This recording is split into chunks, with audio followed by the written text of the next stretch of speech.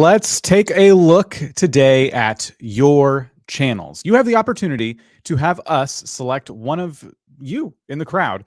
We're going to audit channels for about 2 straight hours. We've pre-selected some, and then later on, we're going to be randomly selecting them. So if you're here live, you have the opportunity now. Go into the description below, fill out the proper form. You can be picked. And it's not going to be just me. You're in luck. I'm not alone today. So this actually will go well for you because Jeff's here. What's going on, Jeff? Going well, man. How you doing? I'm doing great. Everything is great and nothing is wrong. Perfect. Yep. Great intro. Okay. So we do this every single week. And then tomorrow we do video reviews as well. So we're actually going to be looking at the videos. Today is the surface level stuff, the thumbnails, the titles, things you could be doing on your channel to improve. Tomorrow we're going to keep them in your video with that click. But it works similar in both cases. So for those of you who are new and you want to know how this works, here's less than a minute's long introduction. Welcome to the vidIQ channel reviews live stream. Simply fill in the correct form in the video description and your channel will be considered for review during a live stream. Channel reviews are free, so no need to send us a super chat, and don't spam us in the live chat. We'll ignore it and you may be put in timeout. After the live stream, don't forget to download the vidIQ extension where you can get a custom channel audit, daily ideas, and an AI-powered video title generator. Link is in the description. If you submit your channel for review, expect the following. We are sharing nothing more than our knowledge, experience and passion as fellow creators. Thank you to all of our moderators who help us out on the live stream every week. You know who you are. Give us a like if you enjoy this live stream, subscribe if you love it, and share it with like-minded fellow creators. All right, let's get started. And here we are with all the channels ready to go. So we have our pre-selected channels. What's wrong? We had a little bit of echo there at the end of the end of the thing. No worries. I think it happens when we do the screen share and stuff. So yeah, for those of you wondering why nowadays it's been echoing, it's because of the way I have my screen capture set up. Every time this is up, but a video is playing in the background, you're still getting my desktop sounds. So I'm hearing the audio and then you're hearing the audio. So I've kind of figured that out. I just forget a lot. So I apologize. It's just me messing around with the things. But that's okay. So we have your channels pre-selected. And as I said, it's going to be the first channels who submitted on the form first. And on the non-gaming form was Monsoon Meister, which is a great name. They are doing what seems to be, just a lot of relaxation sounds and vibes, things of that nature. We've seen a lot of channels like this in the past. I believe we've actually audited this very channel in the past because I remember a couple of these thumbnails. Yeah. What was the subscriber count on this channel? 50 subs? We're at 50 subs. I've seen these thumbnails on a channel with substantially higher subscriber count. I see. So is it possible that they're using footage from the same stock footage library? Hard to say.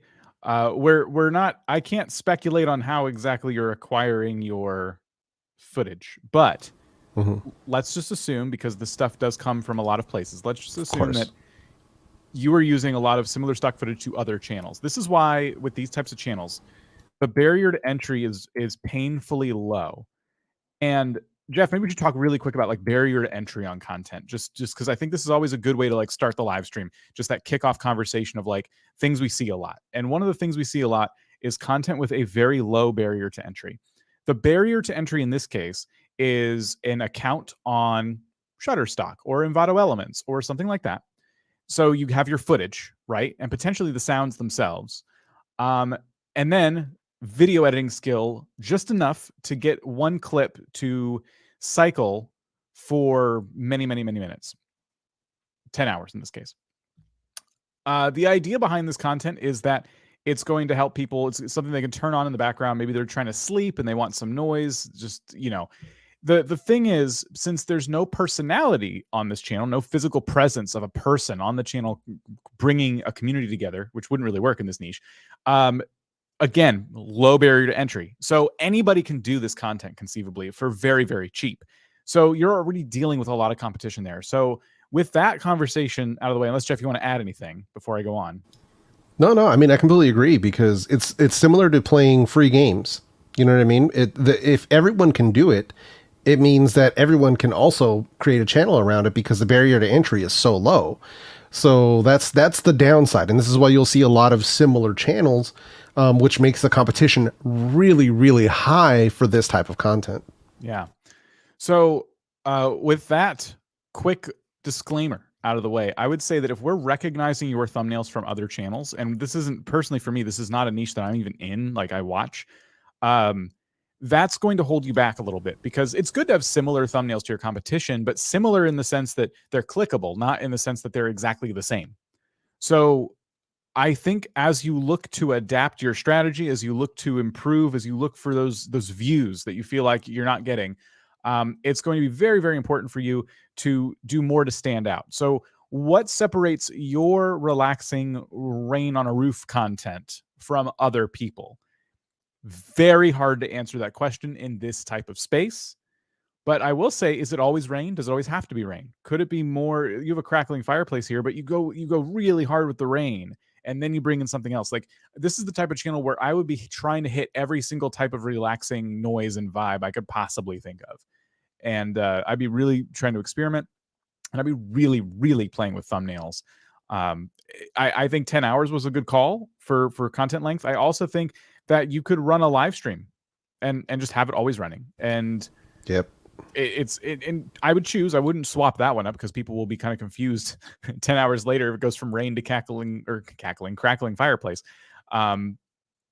But you do a rainy live stream, you can actually buy a server, you can rent a server that will live stream for you, so you don't have to do it on your home computer or anything like that. I'll let you look into that. That's just another strategy for trying to get people to watch. For sure. One thing I would also do is I would remove that subscribe button thing off of your thumbnails. Like, really, dude? I mean, that's actually worse than asking people to subscribe when you first start a video, because they haven't even started the video and you're already asking them to subscribe, and you can't really read it because it's so small. So it's just wasting space on your thumbnail. Like, don't do that. For everybody that's watching this, don't do that. So, but especially for this type of channel, really don't do that. But I like the fact that they did go with specific times, whether it's 10 hours. I would also experiment with different time lengths, because sometimes people want something for different time lengths. Like for myself, when I take a few breaks during the day, usually half hour to an hour, excuse me, I found a channel that offers the rain sounds or the nature sounds or stuff like that, that does it in increments of 30 minutes, 60 minutes, 2 hours, 4 hours. So I found a channel that does that. They're getting all my watch time. So, yeah. I noticed something when I was scrubbing through the video that was interesting. There's like a white flash, and I think that's where it loops. And I was trying to wait and see if it would happen. If your loop is really obvious, that's going to kind of ruin the mood, right? If you're going to have 10 hours of looping footage, what you should do is get that on the timeline and fade in between each one. It should be very subtle. Blend it. Yeah, blend it. Anything you do to get people to like not be in the zone.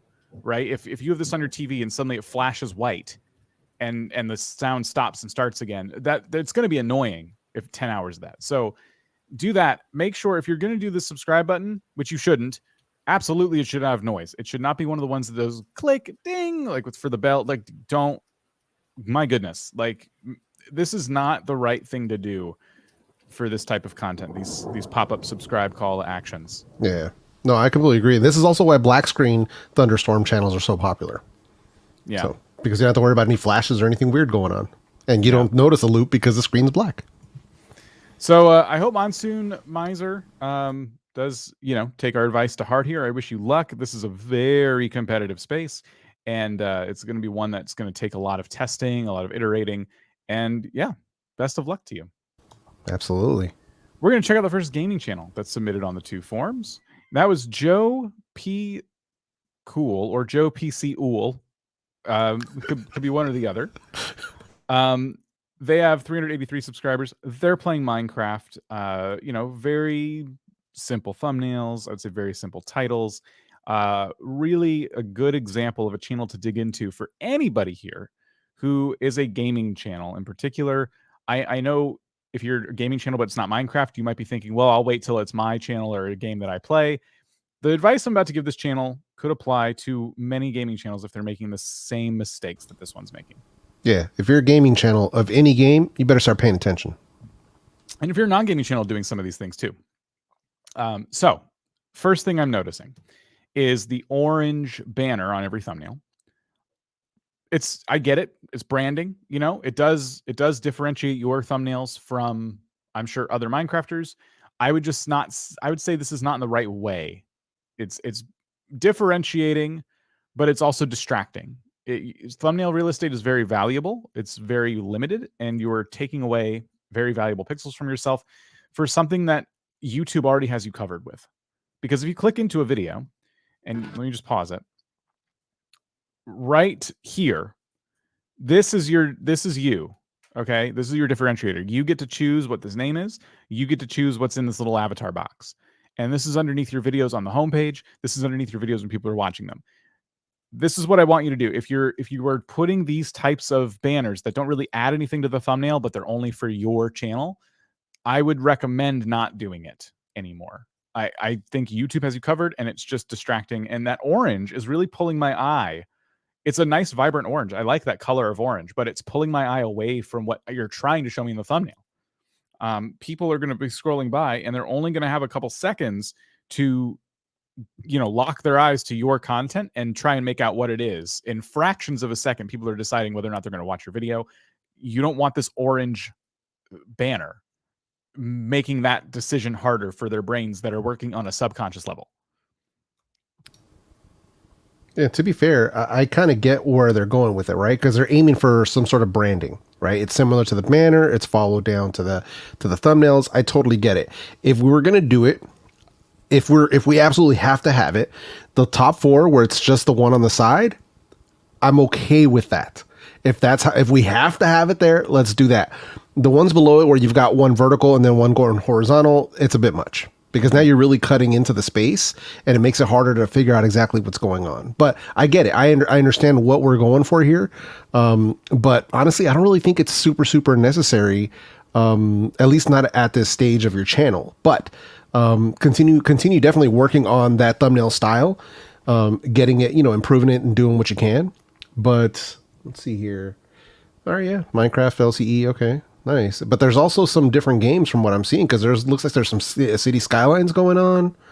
We have the 11-foot 8-inch bridge, which is its own thing. It's kind of weird to see it on this channel. Yeah. But I got 4,000 views from 2 years ago. So that's kind of one of those things, like a video like that. Well, how many subscribers does this channel have right now? 384. Okay, yeah, I would leave it there. But at some point, once you get past, your 1,000, once you get past well into monetization with your hours and stuff, at some point, I would definitely consider unlisting some of your really old videos. Although right now I wouldn't do it, because these are some of your top videos right now, but they kind of don't make sense to your current content strategy. So just something to think about. Yeah, if you're going to do Minecraft, keep these two. If you're going to do more videos that tell stories about fun architecture in the world, then keep this video. If you're gonna do more stories about dying software, keep this video.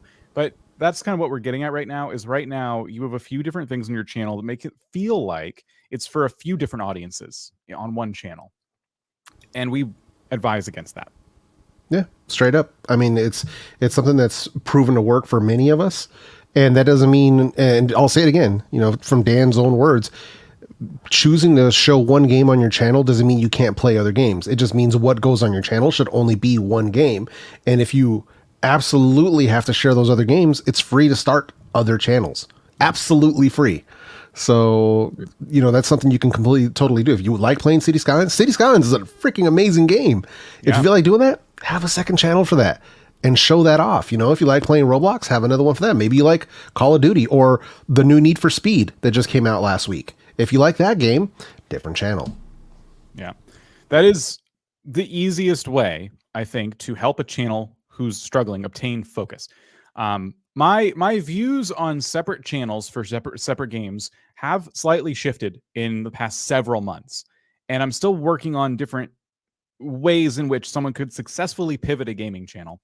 But what I'll say is that you kind of have to earn that, first of all. Like, if you're going to start out of the gate playing 100 different games, like, no one's going to know when you're going to bob or weave. And it's going to be really hard for people to follow you and get invested in your channel. So you may get viewers, but they're all going to be kind of new viewers, and none of them are going to commit to subscribing to you. And you're all here, I assume, for more subscribers, right? For building communities that people want to come back to. So To have the best chance of that, we advise new gaming channels to start with one game, but it's not a forever strategy. I would only pivot to games, though, that would appeal to a Minecraft audience. That's for you to do your research on. I believe one of the viable options might be Roblox, but not just any Roblox game. It has to be one that features Minecrafty elements. It could be Bed Wars. It could be any game that involves building and exploration or PvP or whatever it is you're doing in Minecraft that's successful. Because Minecraft itself can be parsed out into different sub niches, right? You can be a Minecraft PvP expert. You can play mini games. You can build. You can give tutorials, tips. You can cover updates. There's a lot of different things you could do in Minecraft and base a whole channel around it, or just some mix of those things. So there's so much nuance in this, and that's why we give the very basic advice of just play one game in your channel, because we just want you to cut your teeth a little bit. We want you to start off with and start gaining momentum, and that's, as you do that, you'll learn more and more about YouTube, and that's when you can maybe feel confident in trying a different game. But I would never put, if it were me, I would never put a consistent Let's Play series of Minecraft on my channel and then interrupt it with City Skylines. I think there's a little bit of crossover there, and that I certainly like both games, but most people who are watching you are probably Minecraft fans or City Skyline fans, and you're going to distract them. Yeah, dude, I have an exact, as a viewer, I actually had this happen to me where I was watching a channel who was playing a racing game that I was into. And he was, you know, when the game came out, he was hitting every single story, showing you the different challenges, the different car builds, stuff like that. I was in it. I was like, I found him. His channel was taking off because he was getting the content out at the right time. And then as the interest started to sort of wane, he started playing the same game series, but the older versions of that game. And views on those older versions, even if it's the same game, were tanking. And it's like, for me personally, I don't play the older game. I don't play the PS2 version, the PS3 version of this game. I'm playing the PS5 version of this game, and I'm still playing it. So it's like when he's doing that content, I'm not showing up. And I remember, you know, him putting a message out like, hey, you know, the views are really low in this video. I don't know what's going on. And I kind of felt like telling him, like, hey, bro, it's because me as a viewer, I'm not going to return for that. I'm going to see that thumbnail. I'm not going to show up for that because that's not of interest to me. I came to you for the PS5 level content, not for the PS2 and PS3 level content. It's nostalgia cool, even though it's the same series and the same genre of gaming. I almost feel like it might have to be on a different channel. If you're going to do that, then the idea is to compare the old game to the new game. Things game A had that game B does not have. You know, like top 5 things we need back in blank in whatever game. Like, how has the new game improved over the previous? Yes. Compare the two. Like, remember that the people, like, I got a question here. It's not super chat or anything, but Lydia wants to know what's the secret to getting more views on YouTube. I will tell you, it is making videos that always cater to a specific audience. You get to choose that audience. You are in control of the kind of person you want to attract to your channel, provided that you are making content that is going to be of value to a group of people. You know, sometimes people are like, okay, I'm going to do something no one's ever done before. Depending on what you're doing, you might not get any views because no one knows what to look for. No one knows this is a thing that exists. You've invented a new color and no one knows how to search for it because no one knows the name of it, right? Well, that's the filter that you have to put in front of your videos, right? Does anyone care? Yep. That should be the very first question you ask yourself when you have a video idea. Does anyone care? Or 2, can you make them care? Right. And that's difficult. So if that's a really difficult road. Can you make them care? Can I make someone care about this? I even struggle with that. So sometimes I'll have to try to bite the bullet and try to make them care. And it's worked 9 times out of 10. It doesn't. Right. So I'll go in the direction of, do people already care about this? Yes. Cool. Now I can move forward with the next steps of my video production process. Yeah. Does anybody care? Like, I woke up one day, I had a video scheduled to go out 20 minutes later. I woke up and I'm like, nobody cares. It just remembered my thumbnail and remembered my title. I was brushing my teeth and I'm like, oh my God, nobody cares. And I ran into the office and I had an idea for the thumbnail. I changed it just in the nick of time and the video did great. But it was that I just remembered the thumbnail. I'm like, I messed up. Like, and I think that good night's sleep helped because it gave me a whole night to separate myself from the video I had made on the previous night. And it you know, it gave me that space I needed to think about it more critically, to think about it from the perspective of my viewers. But that's something you learn over time. That's just something you kind of get a feel for as you make more videos and you become more successful. But if you're going to make videos about all these different topics and games, it's going to be really hard to have that early success that you need to learn. So that's why when we see gaming channels like this, we always give the same advice. And I think people get really frustrated. They're like, oh, you always say this. You always say to play the same game. And I admit there's nuance to it. I admit you don't have to always play the same game if you understand your audience. Thank you. But that's really hard to do when you haven't built one yet. Yeah. Really aiming at that particular viewer is the key, and thinking about what they want, what they like. And I mean, really drilling down on who that person is so key to what we're doing here. Because when people ask stuff like, oh, how do I get more views? How do I get more subs? It's like, it really comes down to who are you making videos for? You know what I mean? That's really the real answer, because the algorithm, don't make a mistake that it's some robot that grants you magically with views and subscribers. That's not how it works. All you got to do is switch out the word algorithm with audience. Yep. It's people. That's all it is. The algorithm is literally following human behavior. That's it. If you're on YouTube and you consider yourself just a creator, meaning you're not watching as much content as you're making, then the algorithm isn't for you. It's for viewers. It's to help people get connected with the content they would like to see. And that's literally its purpose. That's literally all it does. It's not there for you to use or manipulate in any kind of way. It's only going to help people find videos they want to view at a specific time. And in order for you to appease this magical algorithm, you just need to make videos that a group of people would enjoy. I have another channel to show you guys here in a little bit. That's another really great example of some of the stuff we're talking about today. But so I want to go to the next channel, but I just wanted to say, like, I think this channel is doing some things right. I think they have some success on their channel that they didn't really capitalize on. If we go to the popular video tab, they've got this Nether update. Update videos are very valuable. And if you're early enough to the party and you explain things in a really nice, cohesive way that people enjoy, you get a lot of views from that. 12,000 views here from 2 years ago. And that's great. Like, you should then take that as a note to do more updates and do them as quickly as you can and give your unique perspective on those. Just because you see other people doing it doesn't matter, because when you have really popular content, usually people look for more than one video. They want to know about it, you know? So I would have liked to see more updates like this. And then tutorials and installing resource packs are always helpful, because there's always new people coming to this game. So, and the methods change. So it's really important to keep, doubling down on content that is working as well. So we've kind of given a whole bunch of advice to this channel, but it was for everybody. I hope people were taking notes. And yeah, we'll move on. It was for everyone. It was for everybody. The other channel I was referring to was Remote AMT. Now, I picked this channel. They only had a few videos, and usually when I would see this on the forum, I would skip over it because I'm like, they should probably get some more videos so we have more to sink our teeth into. But I noticed something about this channel. It was really, really interesting. This is an example of somebody who's niched down to a point where they're using their very specific skill set to help a very specific group of people. And that's great. That's always a good place to start on YouTube. I want you to be that person first and a YouTuber second, because that just means you're going to be an expert at whatever it is you're trying to cover in your channel, and you're going to learn and pick up the video stuff on the way. And that's what we're here to help with. So, Jeff, I've talked a lot. I'll let you jump into this, but basically what this channel is doing that I've noticed is that they are giving advice to a very specific audience, and one that makes me worry about the potential for growth on the channel.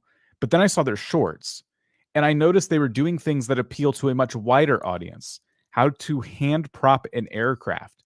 And I can already see what's going to happen in this, and even though I don't have a pilot's license, I know nothing about planes. This is like interesting to me. So that's kind of where I was going with this. What are you seeing? No, I completely agree. And there's nothing wrong with it being a utility channel in the sense of teaching people how to do stuff. But you're right. You can hit a ceiling with this stuff. You know what I mean? Based on that particular type of content.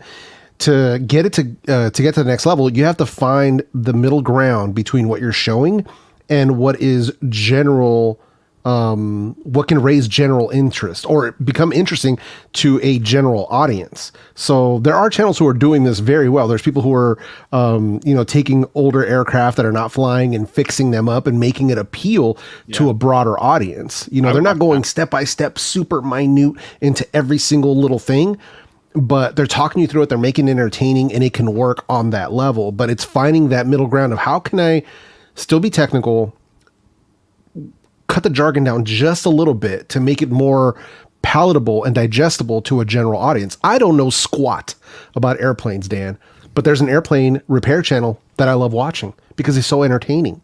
And I'm liking the story because they're like, hey, if I can fix this plane, the owner will let me keep it. Like that kind of titling, that gets me. And it's a series of videos, not just one.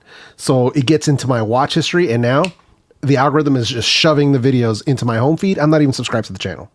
Yes, this channel has such an opportunity to tell stories like that, and I don't expect, like what they just started 2 months ago. I don't expect them to just do that stuff out of the gate. I think making videos like this is still very helpful for learning these skills, but it's it's really really interesting to see like they have so much knowledge.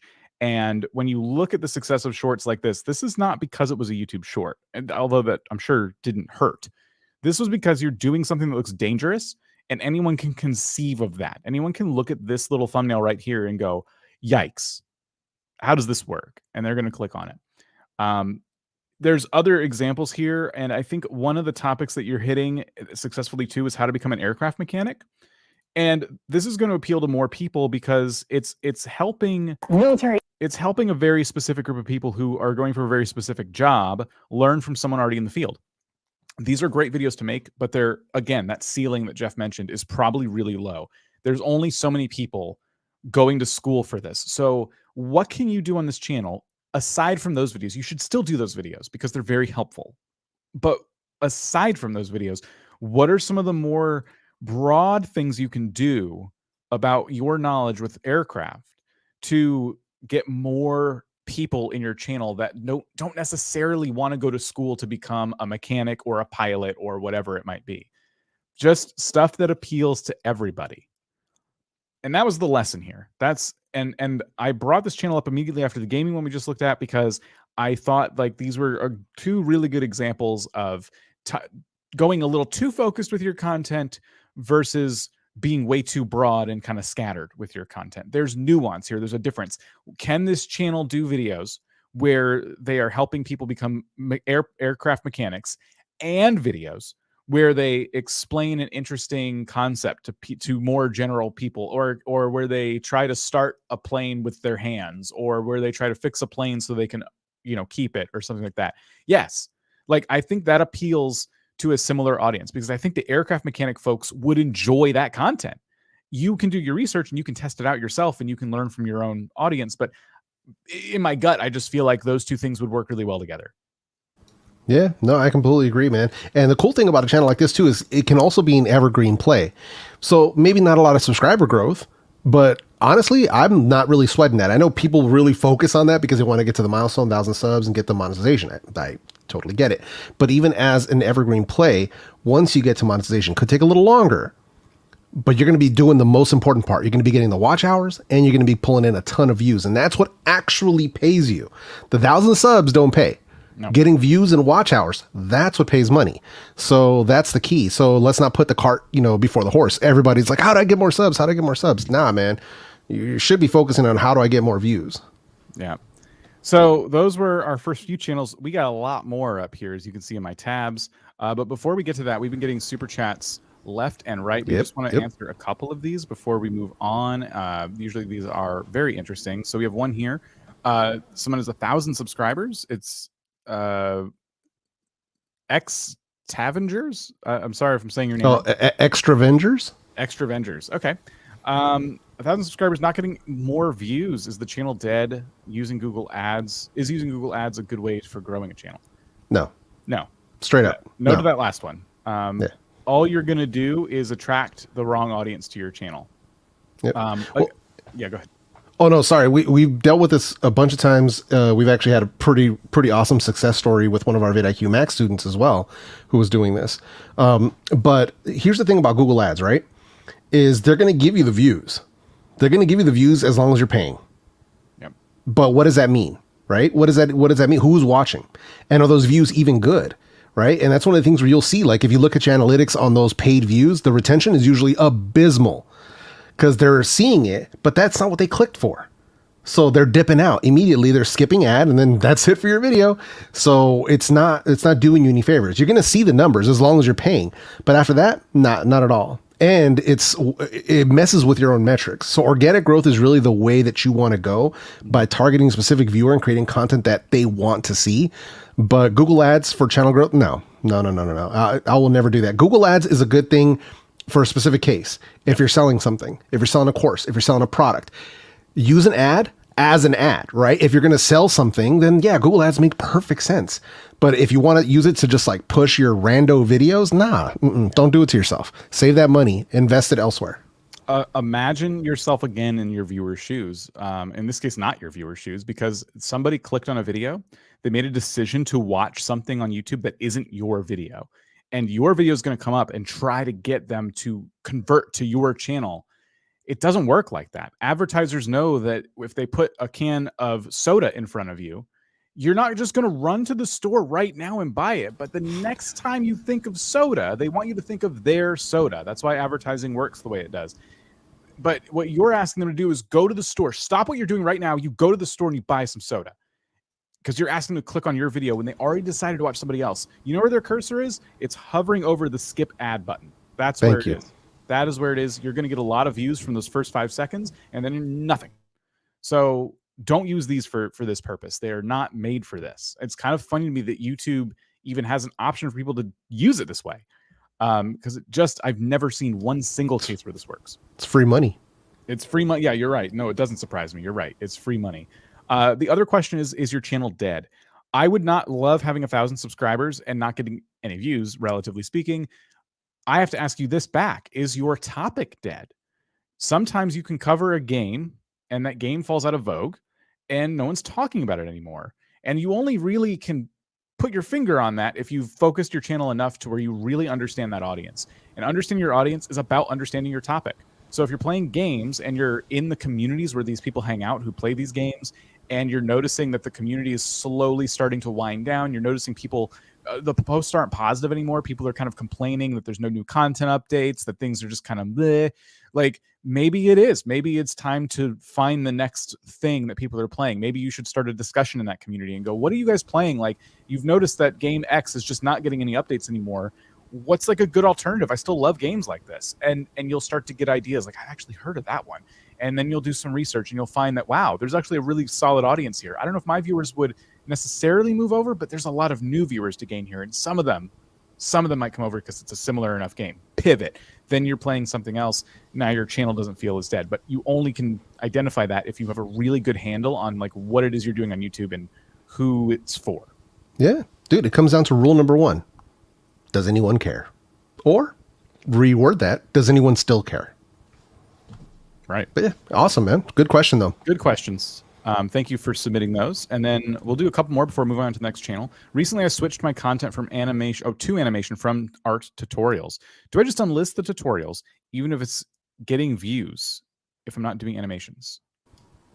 That's a good question. It's a kind of strategic call because right now, if you unlist, so it depends on where your channel's at, right? If you haven't met the 1,000 subs or 4,000 watch hours, I would not unlist yet. I would not unlist. So, but if you're already past that, you're already monetized, you're already well past it, you're already getting enough passive views to where you can absorb the loss of those views and watch hours, then yeah, go for it. But if you haven't done it, I would just leave it alone for now. And if it doesn't matter, if monetization doesn't matter to you, then for sure, just unlist them. Because if it's not targeting the same person, you don't want it on the same channel. Awesome Day with a $2 super sticker. Thank you so much. We have one here. Thank you, vidIQ. I hit 500 subscribers today. Hey, congratulations. Yeah. Thank you so much. Awesome. For letting halfway us know. there. Yeah. You're on your way to monetization. Love that. Thank you. And one more before we move on to the next channel. I started 17 days ago. My channel uploaded a short, and sorry, it's going to be hard for me to read this. Did for the first hour. Okay, you almost got 7,000 We get this question views all the time. in an hour. 15 subs, 160 likes, but now it's just standing still. Yeah, it's the most commonly asked question about shorts for the past 6 months. Yep. And this is for anyone in the chat who doesn't understand why this happens, right? When you upload a short, it gets a ton of views and then it's just gone, right? So if this is what you've experienced and you have some confusion, let me make it very clear for you. And this comes directly from what YouTube has told us. And it's that the algorithms have changed and they've been improved, and it tests these videos a lot faster. So instead of it taking days or weeks for a short to get picked up and then it gets views for a while and then it slows down, now it's testing it very quickly. So the views can come in very fast, but they also stop just as quickly. So this is just the nature of how shorts and that algorithm works right now. So it still can change because it's changed to this, and it can still change again. But as of right now, if you don't know what's going on, that's what's going on. So don't worry about, oh my God, it didn't work or whatever. Stop focusing on the video. Move to the next one. Yep. I'm trying to find an example here from our channel real quick. We started doing more shorts. We did not do this before. Okay, here's a good example. So this short was from October 2nd. And we had been posting shorts still, but this was kind of early days. And we had a similar thing, right? Like nothing on October 2nd at 8:45 a.m. And then on October 3rd, so a full day later, we see it spike to 7,700 views. And then it's still getting views today, but you can see how the momentum in the last month or so has slowed down. But it did good. YouTube tested it with an audience really fast, and then it found a home for it. And now I always call it found a home for it. I don't really know why I say it that way. It doesn't necessarily find a permanent home, but yeah, it knows who to serve it to when it needs to. So we're finding some views here. And even if it stops, it doesn't mean it can't come back either. Exactly. It happens all the time. However, we posted a short this morning that's currently 4 out of 10 for our shorts. And it's doing just as consistent as any other video would on our channel. And this may be, I don't know, they don't tell us obviously, but this may be because we post a lot of shorts now. YouTube's kind of getting an idea of who generally watches our shorts. If this short was about a new video game release or something, I assume it would go out to our normal audience. It would not get picked up to this extent at all, because people would click off of it because they're like, what the heck is this nonsense? And then move on to a different video. So they just swipe past it. But because this is in line with the stuff we've been doing now for months on our YouTube Shorts page, we're getting very consistent views because YouTube has a good understanding, we hope, of our audience. We hope this is how everything works on YouTube. This is certainly how it works when you build up an audience of returning like-minded viewers. So that's what we're seeing now. So now we've been doing this for a while and our shorts are more consistent. It's not always like this. This is not guaranteed, but this is what I've seen time and time again on shorts channels. The ones just starting out versus the ones who've been doing it for a while, this line starts to look more and more like a regular long form video. Yep. Great question though, man. And a great example too. So hopefully that makes a little more sense for everybody in the chat who's doing shorts and they're just not sure what is happening. Yeah. So there you go. We'll move on to our next channel. Thank you all again. I'm seeing a lot of more super chats too. We'll have more conversations around your super chats as long as we have time to cover them. AXM Tech Reviews. Jeff, this was one of the ones you picked. Yeah, man. So AXM Tech Reviews, this is a tech review channel coming from the islands, man, my friends in the Philippines. So huge shout out to all the Filipino creators. Wanted to pop in and I saw this channel come up. I was interested. I'm a fan of the Xiaomi devices. I do keep a Xiaomi device on here on my test desk to test out different headphones and earbuds. Excuse me. But one thing I want to say, so they're already past it. So they're already into 2,000 subs, doing pretty well. One thing is I wanted them to work on would be on their thumbnails. So their last one is very clean and I like how they did it. They actually left out a bunch of text because they don't need it. The box has the text already on it. So you already know exactly what it is. Beautifully done. But the one next to it, the Xiaomi Civi. So this one has a text in the top and even smaller text on the other side with 2 arrows. This is too many elements, my guy. So what I would have done would be something like I would have cropped in a lot closer on the phone. You don't have to show the entire phone. You can just show a section of the screen, and that way this text appears a lot bigger. Even if you only zoomed in on this, like maybe, cropped in maybe on the upper left corner of this thumbnail. You cut out a good section of the right side and the bottom, it would have looked much cleaner, and the text would have been much more legible. Secondly, the color of the text. You have to be careful with those colors because it can make it a little bit more difficult to understand exactly what it is at a glance. When you do straight yellow, when you do straight blue, it's a lot better. When you have these gradients, they look cool when you're designing it, but as a thumbnail, we're getting too fancy. And then moving over to their Redmi Note 11T Pro versus Redmi 11 Pro, that is a lot of freaking text. That is a lot of text, man. There's, let's see, 1, 2, 3, 4, 5, 6, 7, 8, 9, 10, 11, 12, 13, 14. There are 14 words on this. No. This is way too much, man. So your title already has all of that. You don't need to have that in the thumbnail. If you wanted to keep it simple, you could just do, Redmi 11T or 11T Pro versus 11 Pro. Just keep it simple is what I'm saying. You don't need all of these extra words. But aside from that, do you see anything that's poking out at you, Dan? Those for sure were a thing that I was noticing, just like lots and lots and lots of text. And when they do not that, their thumbnails have a really sharp design to them. So they do a very good job with their photo shoots, which I love. I was noticing the view counts overall pretty high. Healthy. This is great. Very healthy view counts. They're doing everything right in terms of their audience focus. And like the products they're reviewing are obviously resonating with their audience, with a lot of new viewers, I imagine, as well. So this is great. This is exactly what I want to see out of a tech channel. One that's very focused. Like look when they swapped. This was a year ago, but look when they swapped they tried routers, and they got less than 100 views on this. Yep. This was just as much effort as all the other videos. Why? That's not what people come to them for. You know, if they want to pivot to routers, they certainly can, but they have to expect a very long commitment to that pivot. You have to, this is the other thing I didn't say earlier about pivoting. You have to commit to your pivots. You can't just try one video, have it tank, and go, I guess no one likes it. What you've essentially done every time you pivot is started kind of a new channel on the same channel. So you've burned your normal viewers a little bit, but they understand, they get it. You're doing things, but they're just not going to watch. No big deal, nothing personal. And you haven't yet earned the new viewers from the router content when you're a phone channel. So I don't think they should. They're doing so good with phones that I don't think they should have pivoted. No, but it's not even mobile adjacent. Right. Exactly. You know what I mean? It's not, even though it's tech, right? I wouldn't be reviewing cell phones and PCs on the same channel. Yeah. You know what I mean? It's a conversation I have. I have a lot of friends in the tech space, and we have this conversation all the time. Like, hey, bro, you really need to pick what you want to do because technically speaking, it's tech, that it belongs on the same channel. And no, it does not. And that's why you have so many videos that bomb when your main content does well. You know what I mean? So that's the thing where that needs to be on a separate channel. You know what I mean? I'd have trouble putting a router video even on a PC tech channel, but I figured that's where a router video would be. That's kind of the type of channel it should be on. For mobile, he should be talking about mobile, the phones, accessories around those phones. It could even be earbuds and stuff like that, but cases, chargers, things of that nature, the things that surround, screen protectors, anything that's surrounding a cell phone and things that people may or may not need around it, that's the stuff you should be focusing on.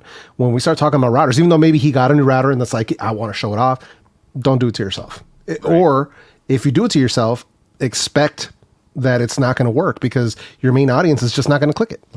Right. So yeah, great channel, great choice there. Best of luck to you. We know that you're going to do just fine. You're getting a lot of views. You have a really good, handle on your focus. This is going to. I want to see them really dive in on that new Note 12 that they picked up because that was 2 weeks ago. I want to see them just give me a video about the camera, give me a video about the speakers. What's the gaming performance on it like? Yeah. Stuff like that. Like can it render video well? Stuff like that. Like really, really dig down into that phone and become the guy in the Philippines, the go-to guy for the Xiaomi videos and the Redmi videos. Yep. And then I would also be considering videos like this that did really well. Bring them back and say, you said Xiaomi, is that what it's called? Yeah, Xiaomi. Xiaomi Civi 2 1 month later. Yeah. You know, the people do blank month later or blank years later all the time, and it's great because that's the kind of stuff, like when you're a tech reviewer, you don't really get a lot of time with these products, so you can't speak to their longevity. But that's where these videos come in, because there's still people who haven't made that decision yet, like, people who just are late adopters, and you can make those videos that are like, oh, your phone you were considering 1 month later, so how's it performing after a month? How does it perform after a whole year? Yeah. Late Like, adopters make up the majority of the views on tech channels, man. yeah. So, and people are thinking about buying these phones after they're going on sale, but are they still getting? Is the performance good a whole year later? Like, should I just buy the newest thing instead of spending my money on the thing that's a year old? Like, that's where you come in. All right. Yep. Next channel I found was the Nerd Agenda, which I thought, hey, great channel, great branding, and a lot of different videos here with different views, different bits of success. For example, Avengers 5, the Kang Dynasty plot. They found this plot leaked somewhere, and they're talking about it. It got 13,000 views. Still getting views right now. Good views, good VPH on this. And we have an example of that. But then we look at some other ones. Johnny Depp back as Captain Jack. What? No Professor X and Secret Wars. So they're talking about all these big popular movies. A lot of superhero stuff. All that fun stuff. And some of these videos are not it. They're just not taking off. And I was just looking, I'm like, why though? Like, sometimes they do so well. Why are these videos sometimes just kind of not getting off the ground? And so I want to look at the Indiana Jones one as like an example. It says, wait, they de-aged Indiana Jones? I think for a title, this is interesting. This is an interesting concept. And then in the thumbnail, it says trailer reaction, which I feel like is kind of a given, because all we have for this movie right now is one trailer. So anything you do is automatically a trailer reaction. So I feel like the thumbnail, the pitch of this video could have been a bit different. And I think you could have stood to be even more opinionated in the title and the thumbnail. You could have talked about how you think this movie is going to be better or worse than Crystal Skull. There's like all sorts of angles you can kind of take with this content. But I think a lot of people, like, especially with a movie as popular as Indiana Jones, a lot of people are going to do like trailer reactions and things of that sort. So it's kind of like, how do you stand out? And sometimes you do a really good job of that. And sometimes you get this where, like, 2 days ago, you don't have 100 views. That must be like so frustrating because you're putting in all this work. I can tell just by the setup you have. Like, you take creating content very, very seriously. Yeah.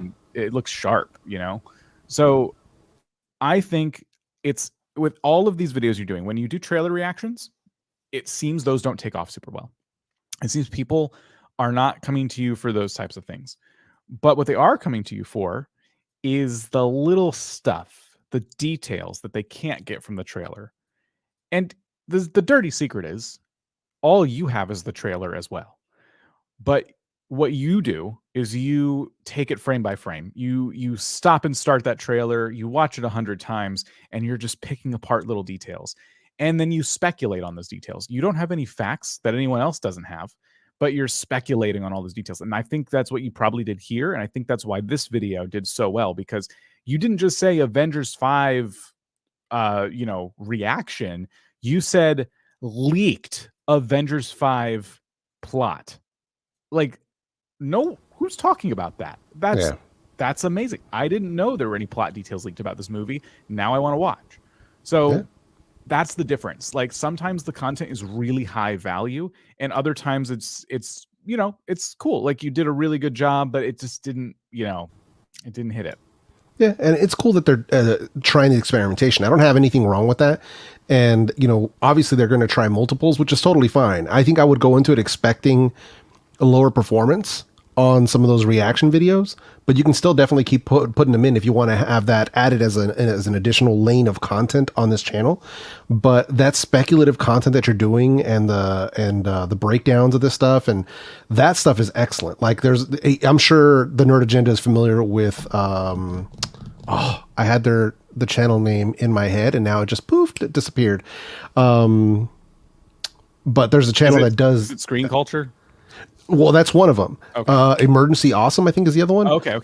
Yeah, but they do stuff like this. Like they could take a 30-second trailer and make a 15-minute video out of it. You know what I mean? And it's really just breaking it down. So stuff like that is super, super useful content on YouTube. But I like where they're going, man. Like aesthetically speaking, on the surface level, I like what they're doing with the thumbnails. I think for the trailer reaction, he probably could have left that text in particular out of the thumbnail just to keep it clean. But aside from that, man, I really like where they're headed. Like to me, when you open this channel up, I was thinking, oh yeah, this guy's got to be 5,000-10,000 subs already. Look how the video looks. Look how the thumbnails look. Look at the content strategy behind it. So this gives me what I call not his first channel vibes. Yeah. But yeah, I like what I'm seeing here, and I have high hopes for this. I do too. And to your point, just a second ago, you mentioned like I wouldn't have put trailer reaction in the thumbnail. Sometimes that's all it takes. Sorry about the cat. Yeah. Sometimes it's all it takes. It's literally just, I'm going to make a trailer reaction. I'm just not going to say it's a trailer reaction. What else about it is unique? And you can make the same video. It's just packaging. It's good to plan it out in advance, so that way the hook of your video can support and back up the title and the thumbnail. Otherwise, people might feel like it's clickbaity. So if you repeat in the hook a little bit about that packaging, the title and the thumbnail, giving people confidence they clicked on the right video, then that helps. But you can ultimately still make, if you want to do trailer reactions, we're not saying you can't do those. We're saying that it's time to package them in a different way. So, excellent channel, though. And thank you for being here. We have Brian Miller Tech next. It's another tech channel from Jeff. Seeing, again, some promising things. What were you seeing? Yeah, so one thing I was seeing and really caught my eye is their latest video. 10 days ago, 1,000 views on this 400 sub channel. And the difference in how much cleaner this thumbnail is compared to the other ones that they have on their channel. And that's an aesthetic choice that actually worked well in their favor because it gets you to want to click. Plus iPhone 14 Pro Max 1 month later, right? Should you upgrade, stuff like that. Like that's all good. So that's exactly what Dan was talking about. This is the kind of video that people who are late adopters want to know. Yep. Although it's kind of a given for tech people to understand that Apple definitely updates their products, but for somebody who's maybe not tech savvy, they may not know that. They may not know, is it worth getting? Is it how is it holding up? Stuff like that. So that's really, really useful content. One thing I would recommend here is really kind of getting a little bit of focus because even though we're in tech, we're bouncing around a little bit, right? So we've got laptops, we've got a downgrading from a OnePlus phone, we've got a Sega Genesis on the go, wireless, Apple CarPlay. So it seems like they're doing a lot of stuff in the ecosystem with some stuff out of it. As I said to the other tech channel, you really do got to focus in on what you want to rock with. If you want to roll and be an Apple channel, definitely do that. And a lot of people don't like doing just one thing, but you got to think about who you're targeting here. Who are we targeting, right? So are your Apple viewers going to give two craps about Skullcandy headphones or RTX 3080 or downgrading your OnePlus phone? No. They're not going to click on that stuff. So if anything, I would want you to drill down further on the Apple content and get more into the nitty gritty of, what are the updates? What's going on there? You did the 1 month review. All right, cool. I don't remember seeing a camera comparison between your iPhone videos. I don't see how's the sound? I don't know if you talked about spatial audio outside of your AirPods review.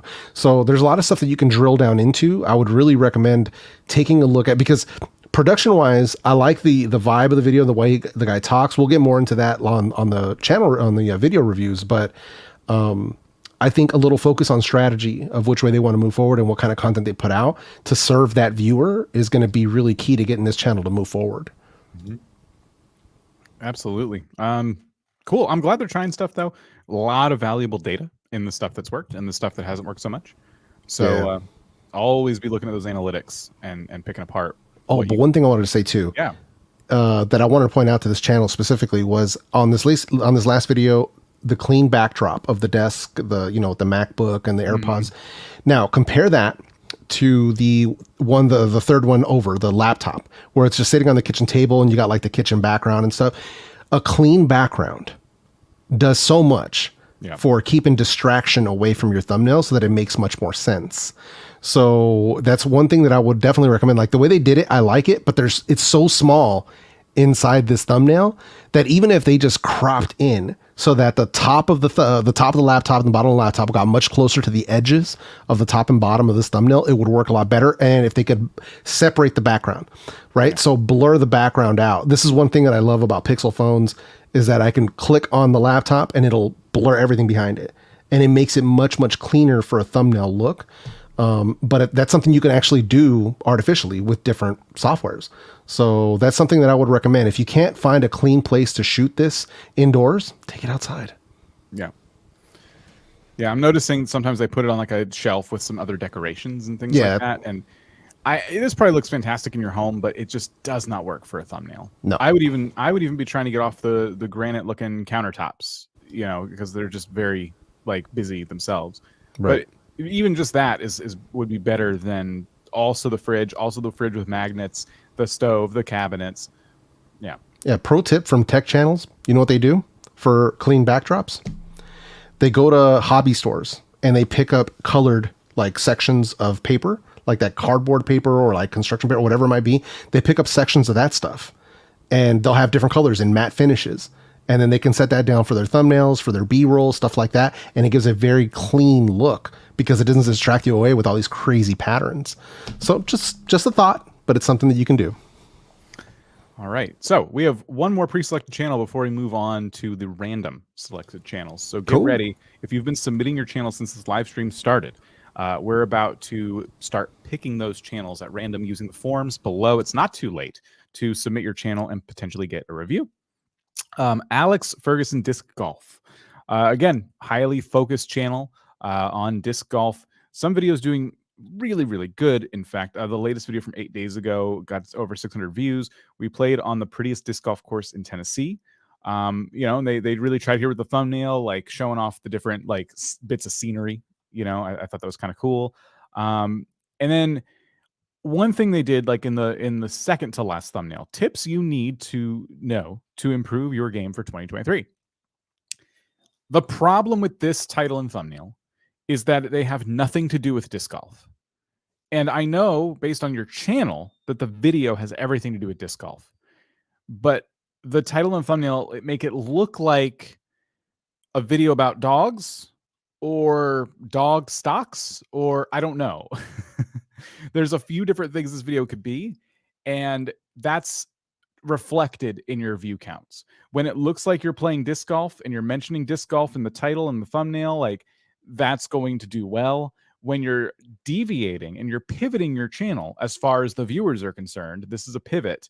When you're pivoting your channel, they're like, I don't know what this is, and they're not going to click on it. Tips to improve your game. Even for a new viewer, I'm not really sure what game you're talking about.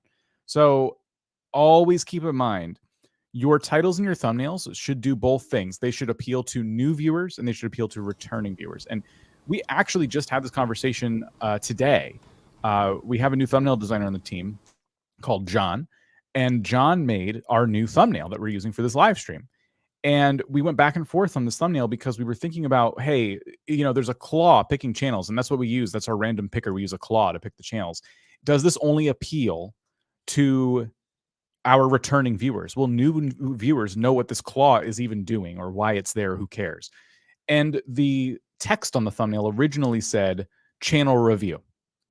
And so it was just kind of vague and just kind of, well, maybe our returning viewers will definitely know what that means. But will new viewers know what channel review means and why there's a claw? Probably, maybe, but we wanted to play it safe. So instead, we changed it to your channel. So now the claw is just an accent in the thumbnail. It's just a decoration. It's much more clear when you read the title and you pair it with the thumbnail what it is we're talking about. We're going to do channel reviews, and your channel could get picked. So we're trying with everything we do, even live stream thumbnails, to understand the difference between like what's going to work for a new viewer, what's going to work for a returning viewer, and what's going to work for both of them. And that's the key. You want to try to always attract the same types of viewers who are new and your returning viewers. You always want them coming back as well.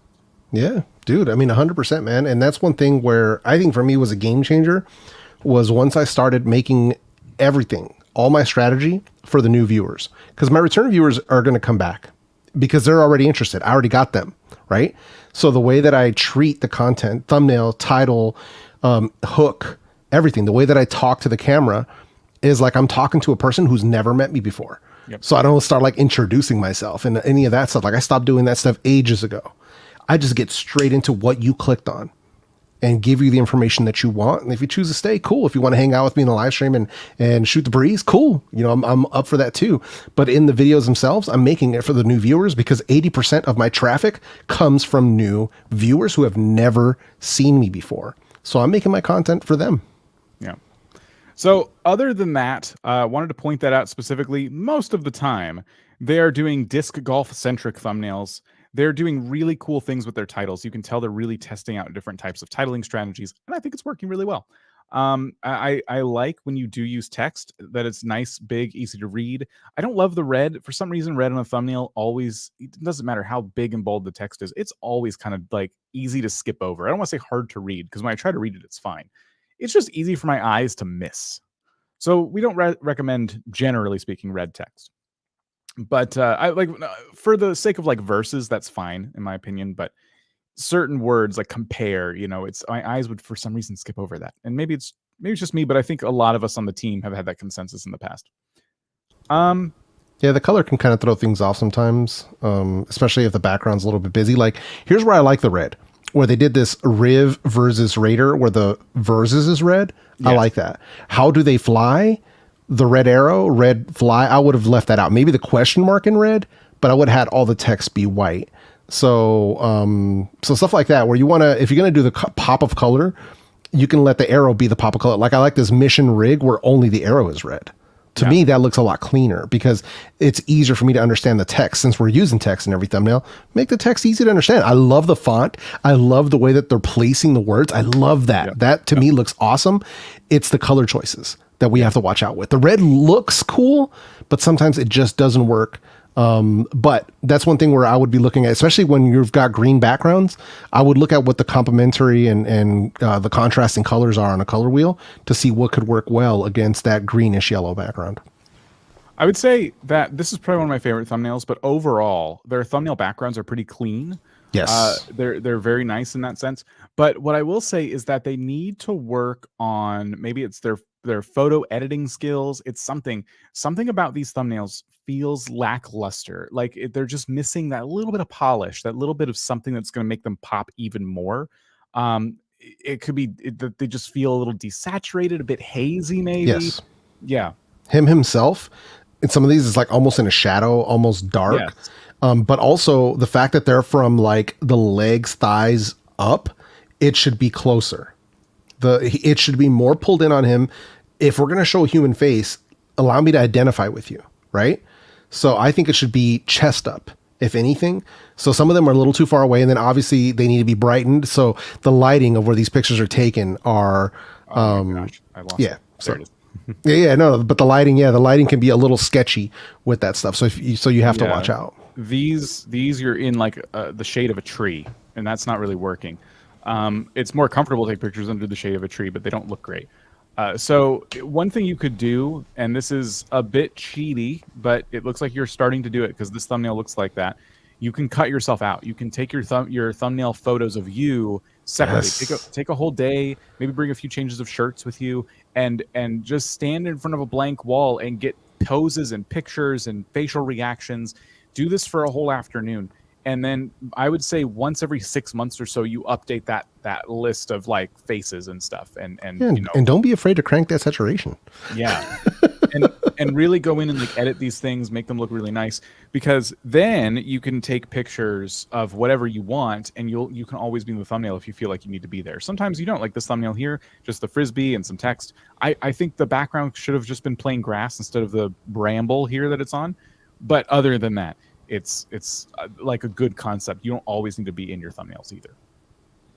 But yeah, a lot of interesting views here. Again, another channel getting bits of success here and there that I would absolutely be digging into. What was it about those videos, those titles, those thumbnails? How was the retention? Why did those videos get thousands of views and the other ones got hundreds of views? And you have access to your analytics, and it's really good to kind of disconnect yourself emotionally a little bit and start to analyze these things. But all right, so those were all the pre-selected channels. Before we get into those random selections we've been teasing, got a lot. We have a lot of super chats, like an unprecedented amount. Like, how about this? Let's do the ones that aren't questions so we can get them out of the way quickly. Okay, so let me. Now you've tricked me because I don't know which ones those are. Let me pull it up. Let's see. This is a super sticker, so we can just say thank you to Alderson Retro Computing. Yep. I'll just read it slow. What else? What else you got? I'll let you. We got one from Wizard Technical Bano. So thank you for dropping that in. So much appreciated. Let me see. Just going down the list so we can kind of get some really quick. We got another one from Check Engine Plus Minus, just saying hello with a wink. Salutations to you. Appreciate you coming in. And let me just double check here. And I think that is it for. Yep. We can get into the questions. All right. Give me some game ideas for mobile. I assume you need games to record. The only thing I can say, if you're looking for game ideas for somebody, is pick a game that is your favorite, something you're really not necessarily good at, just something you know a lot about, something you can speak to with confidence. If someone's like, "Hey, what's this game about?" You run up to that conversation because you know exactly what it's about and you know every detail about it. That's going to make a great YouTube game because you're going to be able to think of a billion video ideas for it. And then I would pair that desire or that game with the desire to play it. Like, could you see yourself basing a channel around this game? And if the answer to that question is yes, the first one is yes, I love this game. The second is yes, I can I love this game and I don't mind getting trapped in it for a bit. The last thing you need to confirm is there an audience for it? Is this a game that you found in the App Store that only you ever play and they just they uploaded it one day and you found it just by a stroke of luck and literally has no reviews, no one plays it? Maybe that's not a great game for a YouTube channel. But if this game has a following, then you want to go out to the communities, figure out where people who play this game hang out, figure out what kinds of videos they like to watch. And if you start to see that the ceiling on this content is really high, the channels who cover this have a lot of subscribers, things are looking really good, that ticks all three boxes to me. That's how I know that this is like the perfect game for a YouTube channel. I love it. I don't mind playing it for a really ridiculous amount of time. And it seems a lot of people love this game and I can bring a lot of value to it. Boom, channel started. But I can't tell you which specific games. Yep. Hey, vidIQ team, I don't have a question today. Just wanted to say thank you for all the advice. Recently passed 100 subscribers, all because of my awesome viewers and your advice. Well, thank you so much. Hey, congrats. Do watch hours get reset?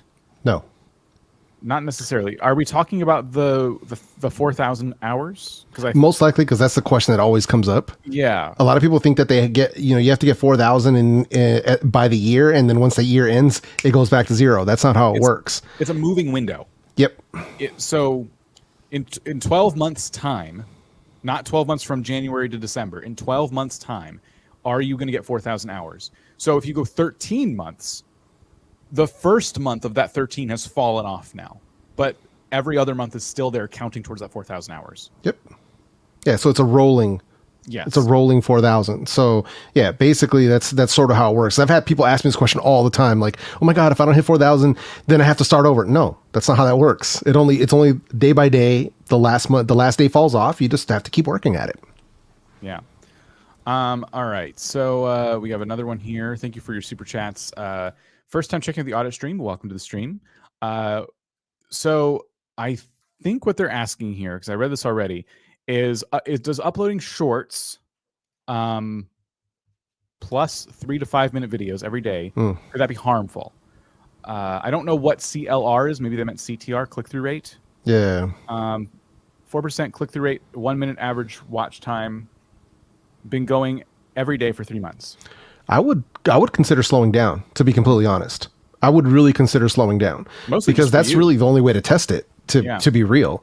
So especially if it'll make it easier for you as a creator to slow down, because I've seen people absolutely do better by uploading less. So, and one thing I've done on my channel, every time I've taken a break, my channel's gained more subs. So I'm like, what is happening here? So I would consider slowing down. If you're doing daily, back it up, go every other day. You know, give yourself a break, or even that way you can give yourself a little bit more ahead of time. Like you have more space to like, you know, get these videos done and schedule them up and all that stuff. So I would consider slowing down, to be completely honest. Yeah. All right. Current channel is monetized, but in a content pivot, created a second one for old content. Should I move content from current to new where it is a better fit? I have a small following on my current channel due to, I guess, YouTube community tab is what they mean. So I would say moving content from one channel to another can happen. I would say as long as you delete it from the old channel, just make sure it can't possibly compete with itself across YouTube. If your channel is new, these are decisions I wouldn't sweat. You haven't grown. If you're a new creator with a small audience, you haven't grown enough to really worry too much about this. And that's simply because there's just not a lot of people you have to confuse, right? So if you're active on the community tab, all you got to do if you're worried is let them know what you're doing. You just explain it in a community post. And if you get any comments where anyone's noticed what's happened, which a lot of people won't even notice, or if they do, they'll understand what's going on just based on context and they won't even comment. For anyone who does notice and comment, you could just say, oh yeah, I talked about this in the community tab, but XYZ. We have a tool built into our vidIQ software that actually lets you have comments that you can call on in the moment that are just presets, basically. So you could even put the explanation in one of those. If you have vidIQ installed and you've authenticated your channel, you should have access to it. You could put your preset comment in there. This is great if you have videos that people are like, oh, how do you do XYZ in this game? Well, you made a video on it. So you just save it in your comment templates and you can pop it right in. This would be great for that. So if you're going to do something, you're worried about comments and people confused about it, you know, just save a comment template and then carry on. It's super handy. Yeah. If you have a new channel and you have old content that's a good fit for that channel and it's evergreen enough to where it hasn't aged too bad, yeah, get it on there. Just schedule it out like any other video. Like get it in the roster so you can start, you know, focusing on the new content you need to make. All right, let's do. What do you think? Maybe one more before we get into random selection channels. Yeah, sure. They're piling in, so there's probably going to be some super chats. Just to be completely honest with you guys, that we may not get to because you guys are putting them in so fast, and there's simply not enough time. So just giving you guys a heads up. We may do a speed round at like towards the end if we have to. Sure.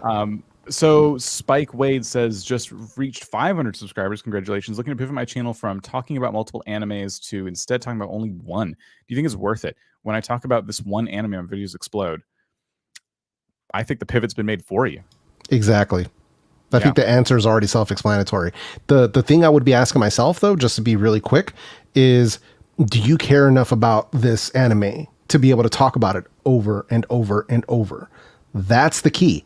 As long as you can do that, then you're good to go. You're good. Like for me, I love Star Trek. I could talk about it all day. Yeah. You know, I love the X-Men. I could talk about them all day. So if my channel blew up going towards that content, then heck yeah, I could totally do that because I could talk about that all day. So I'd be good with it. So just something to keep in mind. But I think, like Dan said, I think the decision's kind of been made for you already. Don't announce it. Just stop. Just do it. Doing the other videos. Yeah. Just completely pivot. If anyone asks, where's, you know, the other series? Again, comment template, vidIQ. Throw a comment template in like, I'm just worried about this one right now. Like that, I'm obsessed with this show. I can't, like, I don't have time to cover too many shows anyway. So yeah, I hope you'll hang out and watch it with us. Yep. So yeah, if you have videos that are blowing up on a topic, man, like that, yeah, that they've made the decision for you. It's kind of like when people say, oh, this cat adopted me because it like followed you home. What are you gonna do? Tell it no? No, you adopt the cat. You just keep the cat because it already chose you. So what are you doing, you monster? Yeah, the cat adopted you technically. KC Card Connection started a channel 6 weeks ago. 100 subscribers. Oh, sorry, I said one more. They have 100 subscribers, 700 hours of watch time. Feeling like getting subs will be a lot harder than watch time. After giving value nearly every video. Advice? Yeah, I mean, I wouldn't, like I said, let's not put the cart in front of the horse. You know, that's the big thing. So yeah, the subs coming in are cool, but I definitely want to focus on those watch hours. So you can definitely ask, like if you're doing the call to action for people to subscribe, just keep doing it. Just make sure you're doing it after you deliver value. If that's what you're doing, that's all really you can do. You can't really take it much further than that. Just keep delivering value, keep putting the videos out there. If you want to gain more watch hours and you have a setup, live streaming is incredibly good for gaining watch hours. It's really good. So that's something that I've done with a lot of my friends, a lot of channels that are, just to be clear, like I hang with a lot of smaller channels, you know what I mean? And because they're friends, I don't look at them that way. But one of the ways that they've gotten to monetization quickly is because they live stream. So that's one way. If you are having trouble with your watch hours, live streaming can definitely help. You have to be consistent about it, and you have to live stream about a topic that people care about. So treat your live streams like videos, but that's one way you can do. If you just go random live stream and don't care about it, nobody's going to show up. Give people a reason to show. Yeah. But this isn't a question, just a thanks for helping us. Happy holidays, Robert. Thank you. Thank you for being here. Thank you for your super chat. Okay, now we got to get into these random selections, because not only have your super chats been piling up, your random selections have been piling up. So we are about to start picking your channels from the forms linked down below, but we cannot do it without help.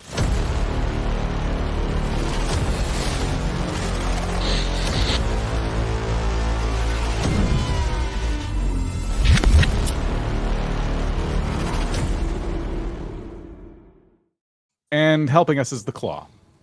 There. Oh, I forgot. Sorry. You like to be full screen. These are the baby claws. Sure they are, Jeff.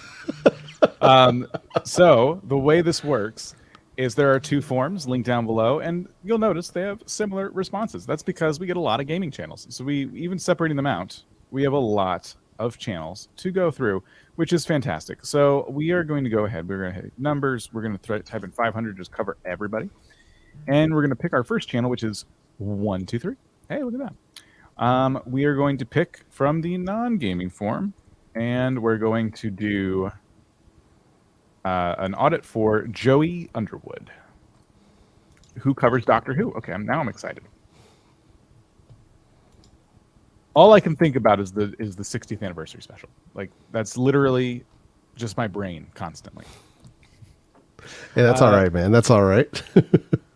So Joey is approaching 2,000 subscribers. Your channel is incredibly focused, which is great to see. And you have a really fun year ahead of you, because they are going to tease the fan base on this show for that entire year. We're not getting the 60th anniversary. For those of you who don't watch the show, fans of the show are not getting the 60th anniversary until November. And the last episode we got was in November. It's like a full calendar year before we're getting anything new. And it's infuriating, because they're doing, I'm not going to spoil anything, but they're doing something huge, and they're torturing us. They are literally torturing us, which is where you come in. This is great for you. So what you want to do, your favorite channel is the BBC's Doctor Who channel. And your favorite thing to do on this channel is turn on alerts. This is one time I'm going to tell you, click the bell. And I want you looking at all the shorts. This one in particular. I wasn't joking when I said I'm actually a fan.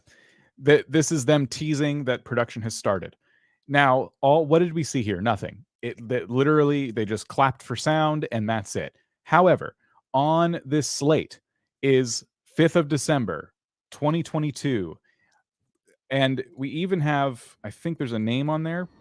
You're gonna pick these little tiny clips apart. You're gonna torture them to death in every single video you do. You are going to torture these clips, and anything they drop on this channel, you are going to cover on your channel. That is what you need to be doing.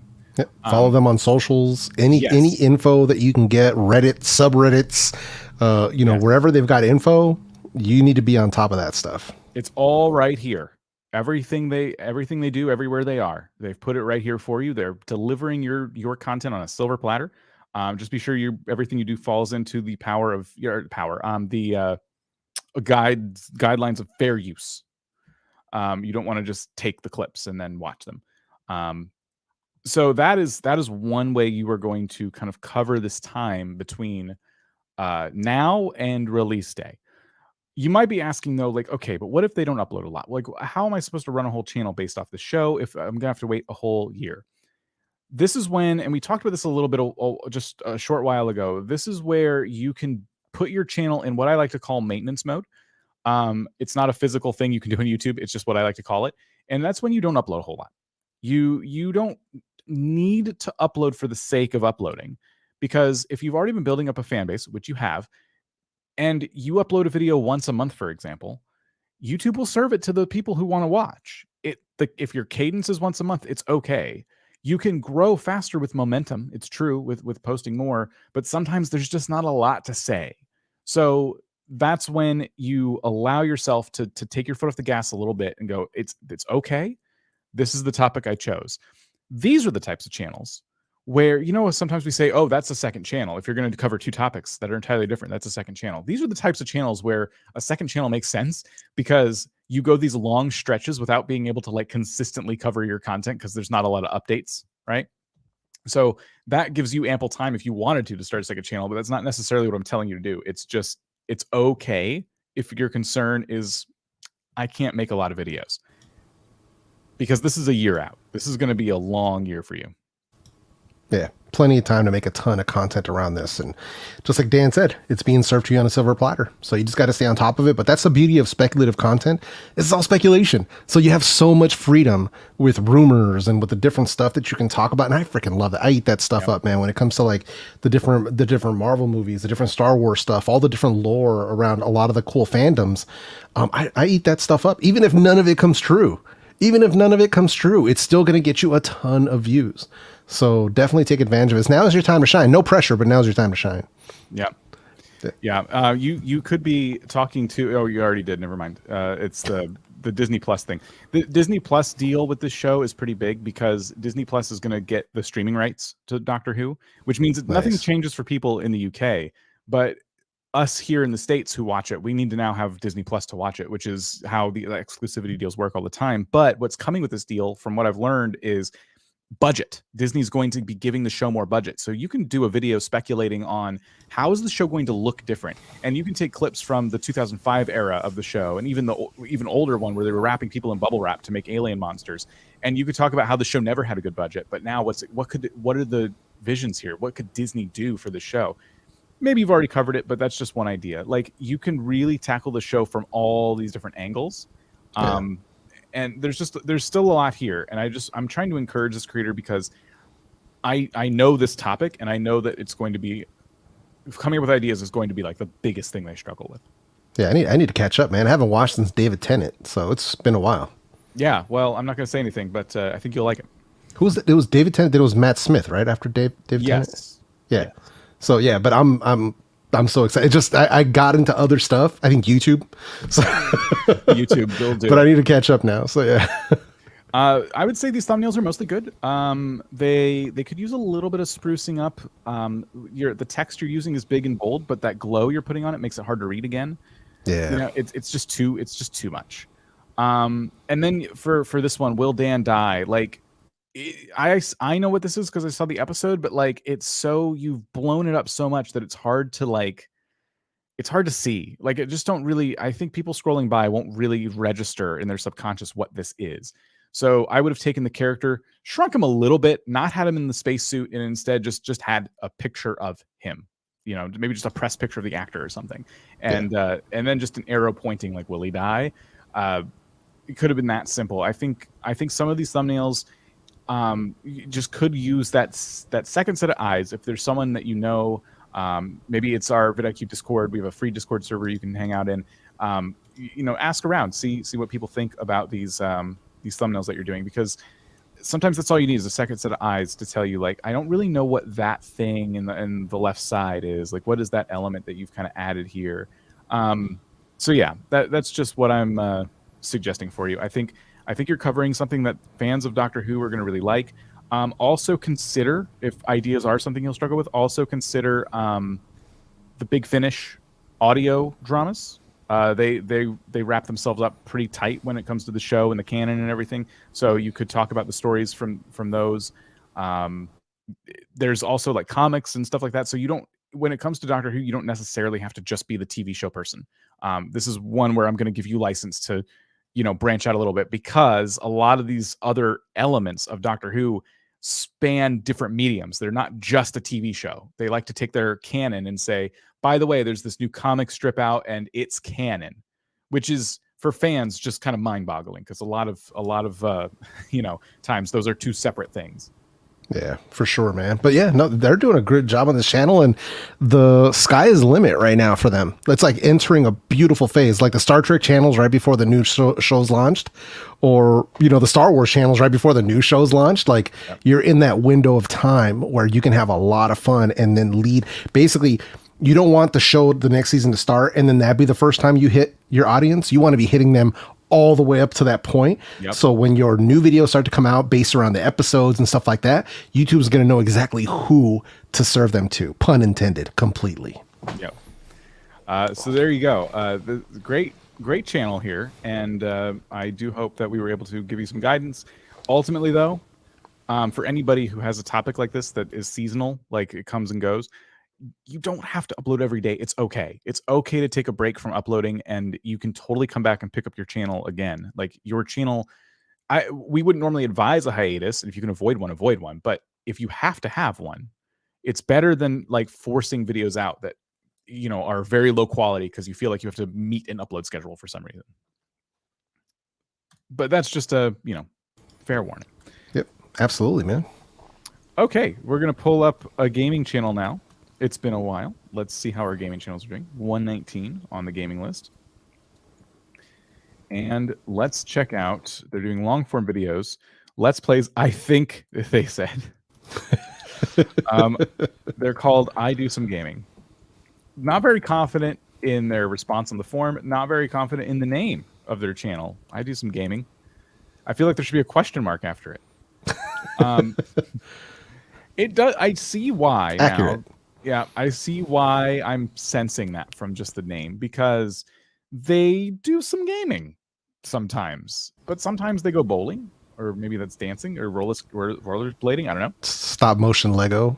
Yep, sometimes they're doing stop motion Lego. Sometimes they're walking their bike, and sometimes they are playing games. Sometimes. Yeah. So that's the thing, and I kind of get it, because this sounds like a younger creator to me, like at least from the pictures and the vibe I'm getting here, which is totally cool. Like, here's the thing, right? You can definitely do YouTube, have fun, throw your videos up here, but if you don't expect your channel to just grow just cause you're putting the videos, just cause you do the thing. There are hundreds of thousands of people who are just cuzzing and just doing videos and throwing them up on a channel. The difference in the ones that are growing are the ones that have focus. That's the difference. And I'm not telling you can't do all of this other stuff. You need to do that stuff on a different channel, and I would focus on whatever is the strongest thing. Which one's your favorite? What's your favorite activity out? Do you like riding bikes? Do you like doing Lego stop motion? Those are two different channels. Do you like playing Minecraft? That's another channel. Heck, if you were playing Lego Star Wars, or, you know, or whatever it might be, that's a different channel. So that's the key. You have to kind of figure out which way you want to go, and what goes on that channel has to be about that. And then if you just want to have a random channel for all kinds of random stuff, cool. Yeah. But don't expect growth out of that channel. Yeah. For the sake of not repeating ourselves, what I want to tell this channel to do is, at the beginning of this live stream, the first gaming channel we reviewed today, we gave them advice that I want to give you right now. So just be sure you go back and watch that very first part of the stream. It's the second channel we did. It was a gaming channel. Yeah, Extra Avengers, I believe. Yeah, and or no, it was Joe something, I think. Extra Joe P. Cool. Yeah, Joe PC Ool or something. Yeah. So yeah, check out that review we did. But what I will say is, for anyone who does this, please stop. Do not do announcement videos on your channel. Yeah, don't do that. You have this. And you are using it for this purpose. Like, I quit playing Roblox. That's great. Like, that's what the community tab's for. It's for other things too, but if you're going to put them anywhere, I would recommend the community tab. Maybe not even there, because you don't have like a ton of viewers yet. Like, you're getting there. You know, you don't have to announce this to the world. You're taking the spot. Like, someone might have subscribed for your Lego stop motion, and then one of your uploads was like an announcement. It was just a black thumbnail with white text on it, and it probably didn't have anything to do with this. So you don't want to distract your audience. Like, and people, I promise you, and this goes for channels with 1 million subscribers, I promise you that people are not staring at their calendars and waiting for your next upload. And if you don't do it, they're holding you to that upload schedule, that you're going to have some kind of consequences for not saying and being very clear about what you're doing. You don't have to announce every little change you make in your channel. Just do the thing. Just do the changes. Yes. That goes for everybody. Yeah. That's one thing. The one thing I really get tired of is people thinking, oh my God, I got to upload a video. Let me do an update. Nobody cares. Right. Just straight up, nobody freaking cares. Use your community tab if you have to announce it. Otherwise, just do it. Don't tell me what you're going to do in a video. Do the video. Do the video. Do the video. Even if I have to wait an extra week, extra 2 weeks, I don't care. But don't do those like, you know, this is what I'm doing. This is the update, blah, blah, blah. And then when you look at those videos on their channel, all their videos are getting thousands of views, and this update video gets like 50. Yep. Why? Because nobody freaking cares. I'm sorry to break it to you. Only your most hardcore, that top 1% of your viewers are the ones that care. Yep. So do you want to put that much effort into that video, or do you want to just do the thing? You know what? That top % of your viewers, they're in your Discord or wherever you've brought them. So they're following you on Twitter. They're following you wherever you do announcements outside of YouTube. They're already there. So give them that because they want it. But you are talking about for every channel, a fraction of 1%. Like just the smallest percentage of people in these situations give any poops. And that's what we want. We want to avoid videos like these on these bookends right here. So there you go.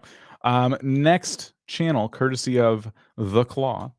The Claw. We have to speed round it again. We'll have to speed round The Claw? Or the comments we're getting. The comments. Let's see. What do we got?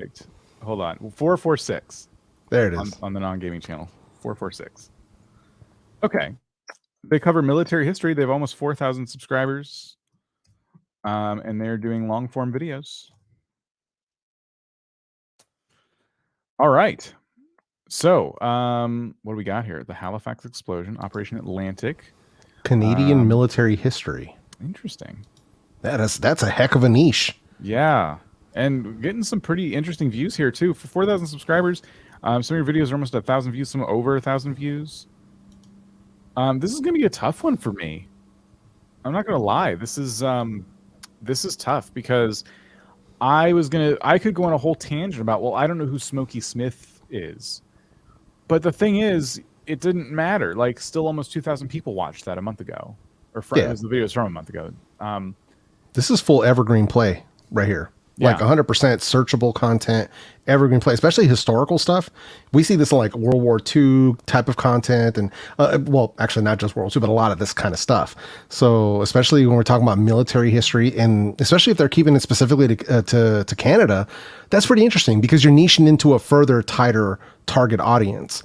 Because I've seen some of the channels, I watch some of the channels that do military history, but they don't focus on a single country. They do have a lot of it on like American and World War II and British and Japan and stuff like that. But it is still all encompassing, where they're not just focused on the one country, which to me makes that quite interesting. Yeah. But from what I'm seeing though, and it can be tough because it's like, oh, can you make your thumbnails better? Some of this footage is really, really old. So how can you pull anything from it, right? That's what makes it very difficult, short of going the infographic show route and having an artist, graphic design something to represent it. Outside of that, it makes it quite difficult. So that's the difference. But one thing I will say on the Halifax explosion, you've got white text on a white background, sir. That just does not work. So that's one thing. Secondly, the third thumbnail, the Corporal Edward Dwyer, there's some sort of scripted text there. Let's not get fancy with fonts. Let's keep it simple. You see the one that says bombing Normandy? I can read that. Although it's too small, I can still read it because the font is simple and easy to understand. So that's one thing I want you to pick a font first and whatever the picture, the background color is, make sure that your text stands out from it, because this one with Corporal Edward, I can't tell what that we're here because we're here. Simplify that for me. Plus, it's already in your title. It doesn't need to be in the thumbnail. It's probably explained in the video, but the thing is, we need to get people to click into the video to hear the explanation, and that's holding them back. So one suggestion I have for this channel, and I'm afraid to push too hard for any big changes because I think you are appealing to an audience here. I think they're finding you, which is great. But what you could do is test little changes to see if you can make your videos appeal to that wider audience. And what I would suggest, for example, is in the Halifax explosion thumbnail, you already titled the video the Halifax explosion. So you don't need the text in there. But if you're going to put text in there, what if it said X many dollars in damage? So you take basically a factoid from the video and you make it part of the pitch of the video. It might work. It might be something that, the people who are searching for this information will find it because of the title, right? And people who aren't searching for it, but kind of find it, they happen upon it, you've just given them a little something to be curious about. Like, I've never heard of this explosion, and it seems like it caused a lot of damage. I should take a look at this, Yeah, I'd be looking at, if I were them, I would look at a couple channels. It's actually the same creator, but there's like Dark Footage, Dark Skies, Dark Seas. Those are 3 separate channels. But if you look up like Dark Seas, it's military stuff, but it's very much, if you look at the titling structure, it's really good. Like, this is not an average channel. This channel, I got in on this channel really early. This is their, I think this is one of their newer channels, but the nuclear sub with a laser weapon. Look at that title, as opposed to just the name of the submarine, whatever that is, right? The submarine too big to hide. The brown water strategy. You know what I mean? Like, stuff like that. He's not giving us a quote unquote keyword search title, but he's giving us a reason to click. Yeah. That's what we're looking for. So I would really be looking at channels like this that are peak predators in your niche to see what kind of titling structures are getting attention. And then if you'll see, like, in the video, they're going to explain all the stuff. They're going to tell you what it is. They're going to tell you, what those keywords are. Like, this is the USS blank and blank. You know what I mean? So they're going to give you that anyway, but they're hooking you by giving you something enticing to make you want to click on it. Yeah. This is kind of what I was trying to say, is all I want to see from the titles on the channel we're looking at is more of that mass appeal. It could come at the sacrifice of searchability. So I would just be sure your descriptions, your tags, everything like that is pointing to, like, if let's say you decided on a different title and thumbnail completely for this one, and it was no longer called the Halifax explosion, but you went completely all in on the browse, like you were just trying to get browse viewers. I would still say the Halifax explosion should be mentioned in the video, so it's in like the captions. It should be in the description. Do everything you can so that the metadata is there for anyone searching for it. Chapter maybe called the Halifax explosion could help, but you definitely can play with these titles and thumbnails a little bit more to try to appeal to more people, because even if I'm not doing a history paper, there might be something interesting in here that I would enjoy watching. I would learn from, I would appreciate. But right now, the videos feel kind of uninviting. They feel like they're for somebody who's just searching for this information in the here and now. But yeah, really cool channel. I'm glad we stumbled upon this one. Really good example of an education channel that's actually pulling in some views and subscribers. So this is great. Okay, let me just reset here. We're going back to the CLAAAAAW. Let me see. We have a channel 50. We still got some super chats too. So. Oh yeah, let's do that. We have a gaming channel we're gonna do in a minute, but we have so many super chats. Thank you all for your support here for the free content we make here at vidIQ. Trying voiceover video, tip for scripting and process. Ooh, I got a good one for him, and we'll lighten this up a little bit. But so tip for voiceover vid, tip for scripting and process. So we're not going to go into all that, but I can give you a tip for scripting. Use voice or speech recognition.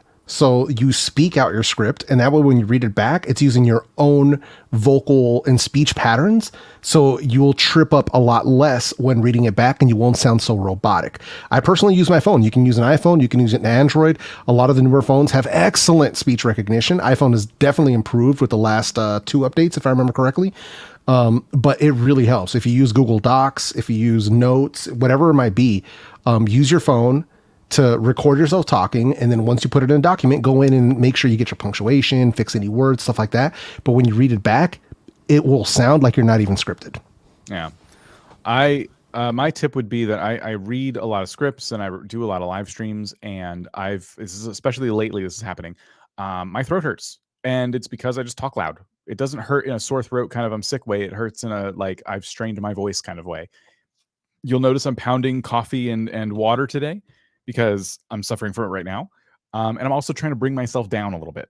I'm just trying to talk closer to the mic and bring myself down. I'm still very high energy, so I tend to talk loud, but that's what's going to kill my voice. So don't overdo it. Like, if you're just reading a script once in a while, you don't have to worry about this. But if you're like me and you're reading scripts and you do constant live streaming, you will blow out your voice. So try to also, I should be doing this too, looking for like best tips and practices so that doesn't happen as much. So you can try to like not get into this situation, because when this happens, it's harder for me to do my job. So don't fall into that situation, would be my tip. Nice. Nerd Agenda, thanks for the review. Yeah, thank you for submitting. It's my first real channel, and oh, nice. It's been clutch. Would love to hear that. I do worry, sorry, about clickbaity thumbnails, and the trailer reactions are different style. So I don't want to mislead, but your tips make sense. So yeah, I think when it comes to clickbait, you got to be careful. Like the suggestions we give can really easily tip you over that line, and there's some nuance to the things we say. But at the same time, I find myself sometimes tripping over that line where I go just a little too clickbaity with titles and thumbnails. I'm like, yeah, I didn't do a good hook there, so it kind of came off as misleading in the intro. Oops. This is why I said make sure you plan out those intros, so you don't mislead people. And if you know the title and thumbnail before you record your video, you can have the best chance of avoiding that situation for yourself.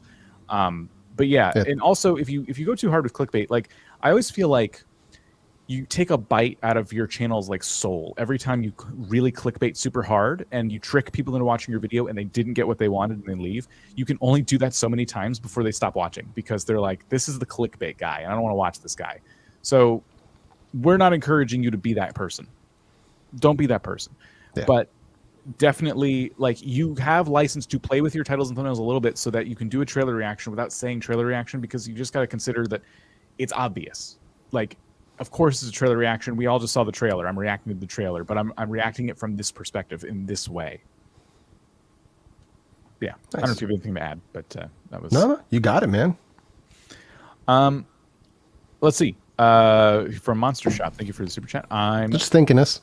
Okay, I'm the artist from last week. 70,000 subs, no 4,000 hours, 22 million views. Shorts made channel grow fast in 3 months. Added 2 longs as per your advice. Thank you. Good luck. Hey, awesome. Yeah. Awesome. I got a copyright claim for using some footage of anime. Understandable, yeah, but I have 2 videos in the same style and one taken down, other not. So not really a question there, but maybe just something you're experiencing. I know this could be a thing for anime channels, Jeff. It's definitely a problem in that sense. And I think like copyright laws in other countries are really like different than they are here. They're very strict. So this can happen a lot. It's important to look at what some of the top channels are doing in the space. It also is important to say to yourself, okay, even though their video is still on YouTube and it has ads on it, that doesn't mean that my video is going to be okay too, even if I do the same exact thing they're doing. Because just because someone's getting away with something doesn't mean it's okay for you to do. Thank you. And that happens all the time, because people say, well, this guy's doing it. Well, that's his channel. Yeah. This isn't your channel. They might get their just desserts at some point. Yeah, thank you. You know how many channels got taken down when that happened, like a few years back? How many anime channels were completely destroyed because of that? So just because somebody gets away with it right now doesn't mean that they're always going to get away with it. So that's something you have to be very, very careful with. And if you can, try to see if you can reach out to other creators. If there's a space where they talk to each other, where you can share information, it's incredibly, incredibly useful. So, but yeah, best of luck with that. I imagine a lot of anime channels would tell you that they get a lot of money from like other sources that is not ad revenue. They may get it from sponsorships, channel members, things like that. So if you're finding the automated system is taking you down, but you feel strongly that you are within fair use, I mean, that might just be like what you have to deal with as an anime channel. But I don't know. I'm certainly not like legal advice or anything. Just what I'm imagining is probably something a lot of channels go through. Yeah, for sure, man. Oops. I was trying to get rid of that. Sorry. I accidentally clicked this one. Ideas for a golf channel ramped up in the last 2 months. Hey, so what I would do is think about this, right? If you're a golf expert, think about the stuff that you would want to know right now. What's going on in the golf world, right? Because golf channel can mean a lot of things. It can mean, hey, you're keeping up with the latest things around the PGA tours and stuff like that. Cool. That's not the same channel as the channel that's teaching you golfing technique. So it really depends on your channel. If you're doing golf technique, then I would be looking at what do people want to know? What's the latest and hottest techniques? What are the newest trends around golf education? That's what I would be looking into. But if you're covering the tours, the players, stuff like that, I would look at who's trending, what's the hottest news around that. So the advice is different depending, because golf channel, it's very, very vague. But that's the best advice I can give you right now. I would say just trying to decide who your channel's for. Is it for people who are trying to learn how to play golf, like beginners? Is it for people who are well seasoned in the sport? Is it for people who are interested in professional? Because all those sound like different channels to me. So, you know, it comes down to audience focus as well. Yeah, for sure. Looks like we got a super sticker. Thank you. Chill with Kimmy. Appreciate you. Thank you. Let's look at this one. Thanks for all the great advice and help. I'm a vidIQ Boost member. Thank you so much. And I started my channel February 15th. I currently have 2,200 subscribers, about 300 hours away from monetization. Nice. Congrats. Almost there. Love to hear that. Thank you for using vidIQ Boost. I like this next one. Love the streams. Fight me in Mortal Kombat, Dan. Me playing Mortal Kombat is literally just... Thank you. Me too. I don't know how. I can't play that game. You got to find what he needs to find story mode. You got to find Flossie Carter. That's who you want to find on Mortal Kombat. Oh my gosh. Really hard to grow a hunter's education hunting outdoor channel in Spanish, but I have a mission and slowly getting there. Any advice? 3 years old. Channel's 3 years old. What do you think? I would look at, well, personally, I would look at what exactly, if it's in Spanish, who's your audience, basically, like what country are they in? If it's in the States, then explaining the different laws around the hunter education for the states that you're in, whatever particular state that might be, then that would be one way. If you're in Mexico, or if your audience is in Mexico, explaining the stuff out there. So really start drilling down into who your viewers are and exactly what it is that they will find useful. That's going to be the most important thing, because just general hunting and education outdoors, okay, cool, but you really need to focus on who is your viewer, who is watching your videos, what are they interested in, and how can I make more videos about that? That's really what you want to do. So audience focus is going to be key there. Mm-hmm. All right, I'm trying to get through these. We get back to the channels. So we're running out of time. Yeah, we are running out of time fast. I want to thank you guys for all the hard work. Grown from 0 to 120 watch hours and 0 to 292 subs since implementing what I learned here on remote AMT. Nice. Hey. Thank you so much. And just a heads up for people, if you're still dropping super chats, odds are we're not going to get to them. So that's your warning. Yes. Thank you for the super chats. Maybe we'll do like a rapid fire thing, but I don't know. We're running very low on time. We did start a little late today. Jeff, are you good? Oh yeah, no, I'm good. I'm just letting them know because there's so much that there's, yeah. Hey guys, I wanted to say that you have an amazing channel. Thanks for all the super helpful videos. Thank you, Road Raven. Appreciate you. Thanks a million for all the help. Great shades, Jeff. Thank you, Old Man Good. Appreciate you. With YouTube starting videos when hovering over thumbnails, what do you think?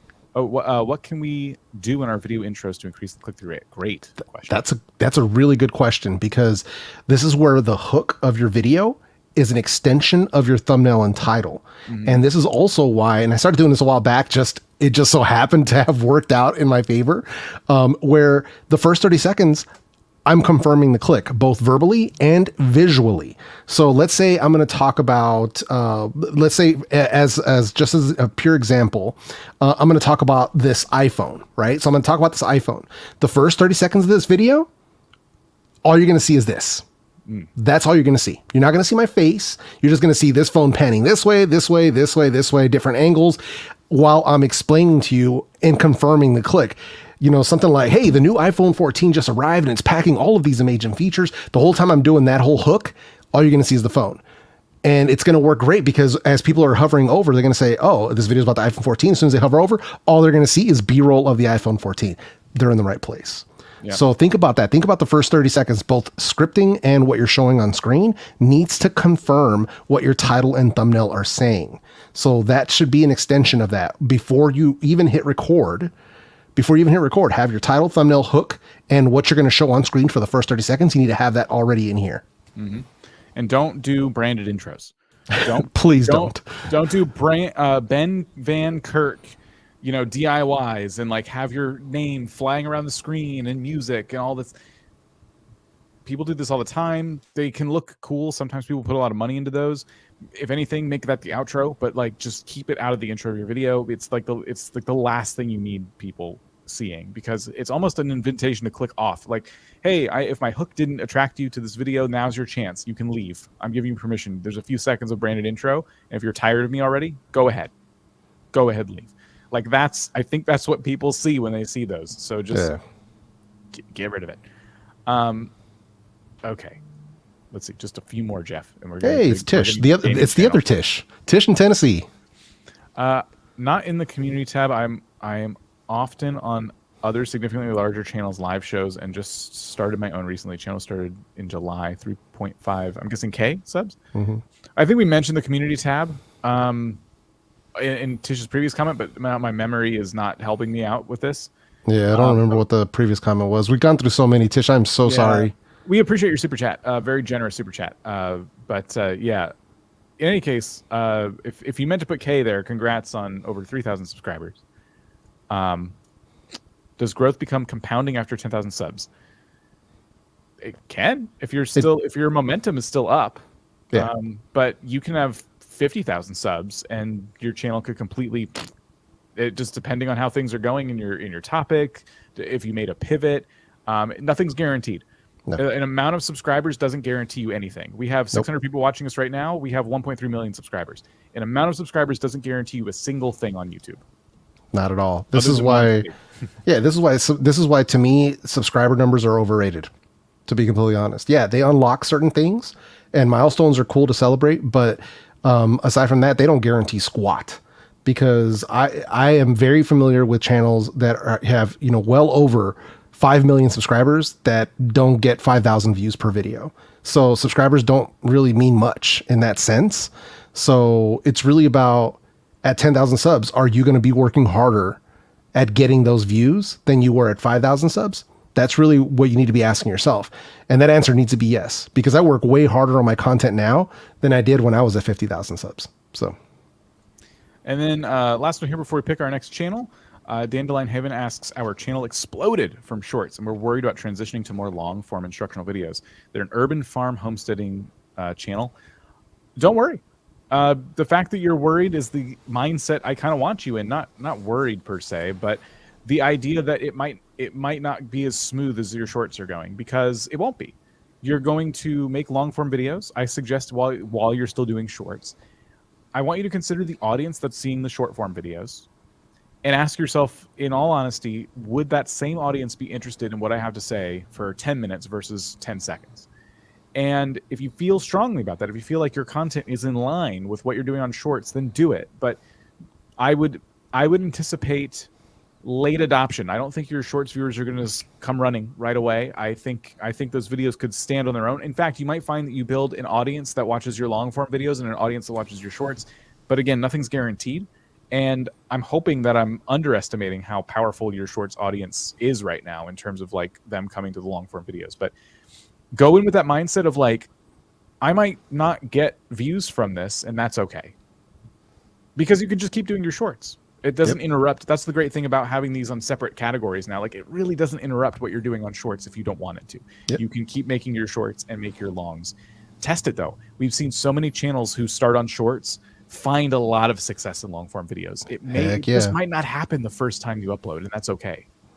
Yeah. You got to definitely just keep at it. This can't be a onesie twosie. You know what I mean? You have to be consistent. Come up with a game plan. So before you even start doing the longer videos, come up with a good, 10, 20 video ideas fully fleshed out. And for each of those video ideas, have 2 additional ideas below those. So in case one of them does blow up as a long form content, you can have ways that you can immediately double down on that content, but go into it with a game plan. Don't just random throw stuff out there, just test it out, but have a game plan of what you want to show on those long form videos. All right. Thank you for your super chats. We have limited time. We're going to cover 1 or 2 more channels here. If we don't get to your super chats, I do apologize if you give us any more. We greatly appreciate it. We appreciate your support. You're all amazing. We want to pick a gaming channel now via the Claw, and it's 116 on our gaming form. We were 119 last time. We're picking close by here. And it is Kiddo Gamer with 36 subscribers. When asked what type of gaming channel they are, they said normal. I like it. Normal games. I like the answer. I just don't know exactly what you mean. This is normal. I'm a normal gaming channel. I'm the normal kind. All right. So what do we got? It looks like we're playing with titles and thumbnails here. My guy just hungry for kills. Supposed to be a troll, but never mind. Okay. Okay, I see what you're doing. So it looks like what you're doing is you're trying to have these really interesting titles, right? Like these very clickable, like it looks like you keep getting yourself into some hijinks, some shenanigans, some tomfoolery. And that's reflected in your titles. The problem right now though is it's not reflected in your thumbnails. I'm not seeing those hijinks and that tomfoolery in the thumbnails. So I'm not seeing that visual cue as to what's going to happen in the video.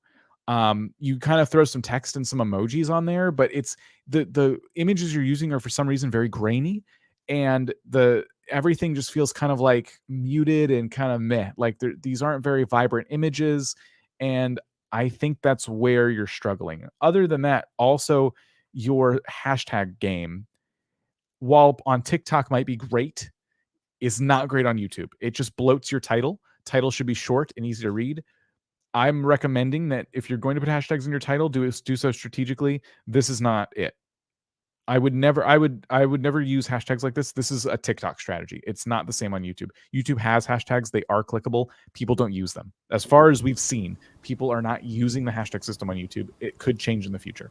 Yeah. I would just put hashtags into your description. Yeah. And that's because that's where they belong. Not on your titles. I wouldn't do that. So, yeah. And they're just as clickable in your description. Thank you. Yeah. So you don't need them in your title. And that means, and then they appear above your title after that. So yeah.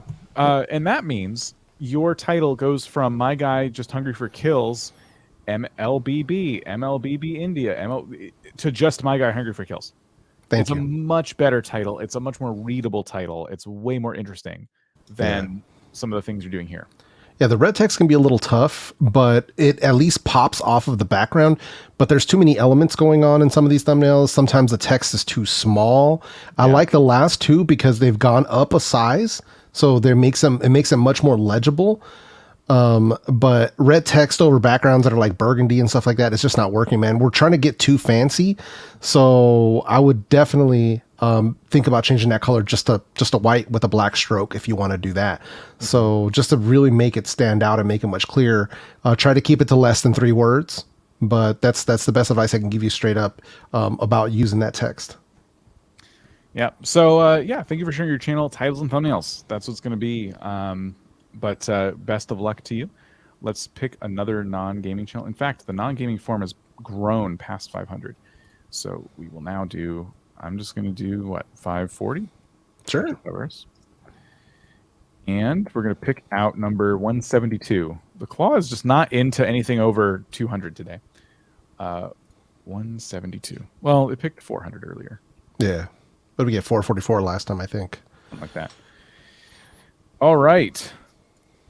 Here we go. It's singing channel. Kirtan for the soul. I don't know if I'm saying that right. I have no idea. So, because this channel is in a foreign language, at least partially, it's hard for us to kind of like get a sense of, what direction you could go with this content. Yeah. But it does seem like there are cases where you're getting over 1,000 views, right? Like there's certain things you're doing here that are working really well. And I'm kind of wondering if part of the reason is because sometimes the songs that you're featuring are maybe more popular than other songs. I have to imagine for singing channels, that's probably like the #1 thing bringing folks in. If we look at your most popular videos, though, this is what I'd be doing. Because even a month ago, you had 13,000 views. You had a video pop off. I unfortunately don't know a lot of these words, and I can't help very specifically. But what we would generally tell you is to go into this content and see like what it was that maybe have had this like take off the way it did. It might have something to do with the festival itself. It might have something to do with the songs featured. It's going to be like some kind of combination of those things. But it kind of takes you like looking at your analytics and then putting yourself in your viewer's shoes and trying to determine like, okay, like why this, and then start doing some searches like, I when I covered this song, I didn't realize that it would get 13,000 views. Why is that? And then you start to search around. Maybe you're checking on trends and stuff, and you realize, this is from like a really famous artist, and they actually have a lot of really popular songs. So it kind of just takes going outside of YouTube for a second and like trying to figure out what, what's kind of trending in the space. Yeah, 100%. Only other thing I would suggest too, pick a color on that stroke, please. Every video does not need a different color. Yeah, that outline on each thumbnail. If you're gonna do it, just pick a color, man. Just pick a color, commit to it. So when people come back, or when they see your videos pop up in search as suggested, they know it's you, right? They know it's you because your thumbnails have a style. So pick a color, pick a font, and pick a color for your text. At the very least, if you don't want to pick a color for your text, use the same font, use the same color stroke, and that way you have some thumbnail consistency across the board. Because right now, every single one looks different. Different font. Look at the last 4. Different fonts, different colors. Yeah. So don't do that to yourself. Don't do that to yourself. Put this way, it'll look a little more professional. It'll give you more recognizability for that space. But just something to think about. Just little things. These premieres you're doing are way too far out as well. I know that we're talking about a matter of for this one, a matter of hours, but we don't need 2 back-to-back premieres here. And you don't have to premiere every video, by the way. Also. Yeah, premiering, we like to tell people premiering is great for getting yourself a boost for a video you worked really hard on for like a special event. Some people swear by it. Some people swear by premieres. You got to be in the chat with folks when that premiere goes live. That's another rule. But yeah, they are kind of hosted on YouTube a little bit differently, but when you have like multiple, it just kind of makes it feel like, why can't I just watch this now? Like people visit your channel, they might consider subscribing and they go to click on this video and it's like, oh, but you can't watch it yet. It's done, it's there, it's on YouTube, you can't watch it. I would recommend putting this out maybe a couple hours before, but having it like a full day before it's going to go live is like, I really I wanted to watch this and it's not there. So I don't know. You definitely don't need to premiere every video. I would make it an event when you do. Definitely be there in chat. Yeah. All right. Cool. We got another quick question here. How do I submit a channel review? Well, closer to the beginning of the live stream would have been the time. But we have 2 forms down below just for anyone who's new. And you can fill out the proper one, whether you're a gaming channel or not a gaming channel. And we pick randomly. So that's basically how it works. These reviews are free. But yeah, for even more resources, we got a ton of links in the description about all kinds of topics we talked about today. We dive deep on them. We also have vidIQ Max, the shirt Jeff's wearing right now. vidIQ Max is a group coaching product here at vidIQ, whereby people come in to a private Discord server and you have channels in there with over 1 million subscribers. You got channels that are just starting out and everyone is there to learn, to grow, to take their hobbies and turn them into businesses. So there's a link down below for vidIQ Max as well. Absolutely, man. Absolutely. But it was a good stream, man. We had some good channels, some excellent questions that came in. So hopefully people learned and took some notes, especially even if your channel or your niche didn't get pulled up. Half the time when somebody's complaining that that they're not getting anything, I'll look at their channel and they're not implementing squat. So there's a lot of stuff that we give you for free. On top of these live streams, there's so many videos on the channel that explain so much of the questions that you guys are asking about that Rob and Dan do an amazing job at explaining these things. So please make sure you check that out. There's so much for free, the free live streams, the free videos, even the free trials of the product. So definitely take advantage of that. Check out the content. There's so much good stuff. I love watching the videos that our channel pulls out because you'll never grow too big to where you can't learn something new on an ever evolving platform. Yeah. Absolutely. And with that, we will see you tomorrow at 2 p.m. Eastern for video reviews.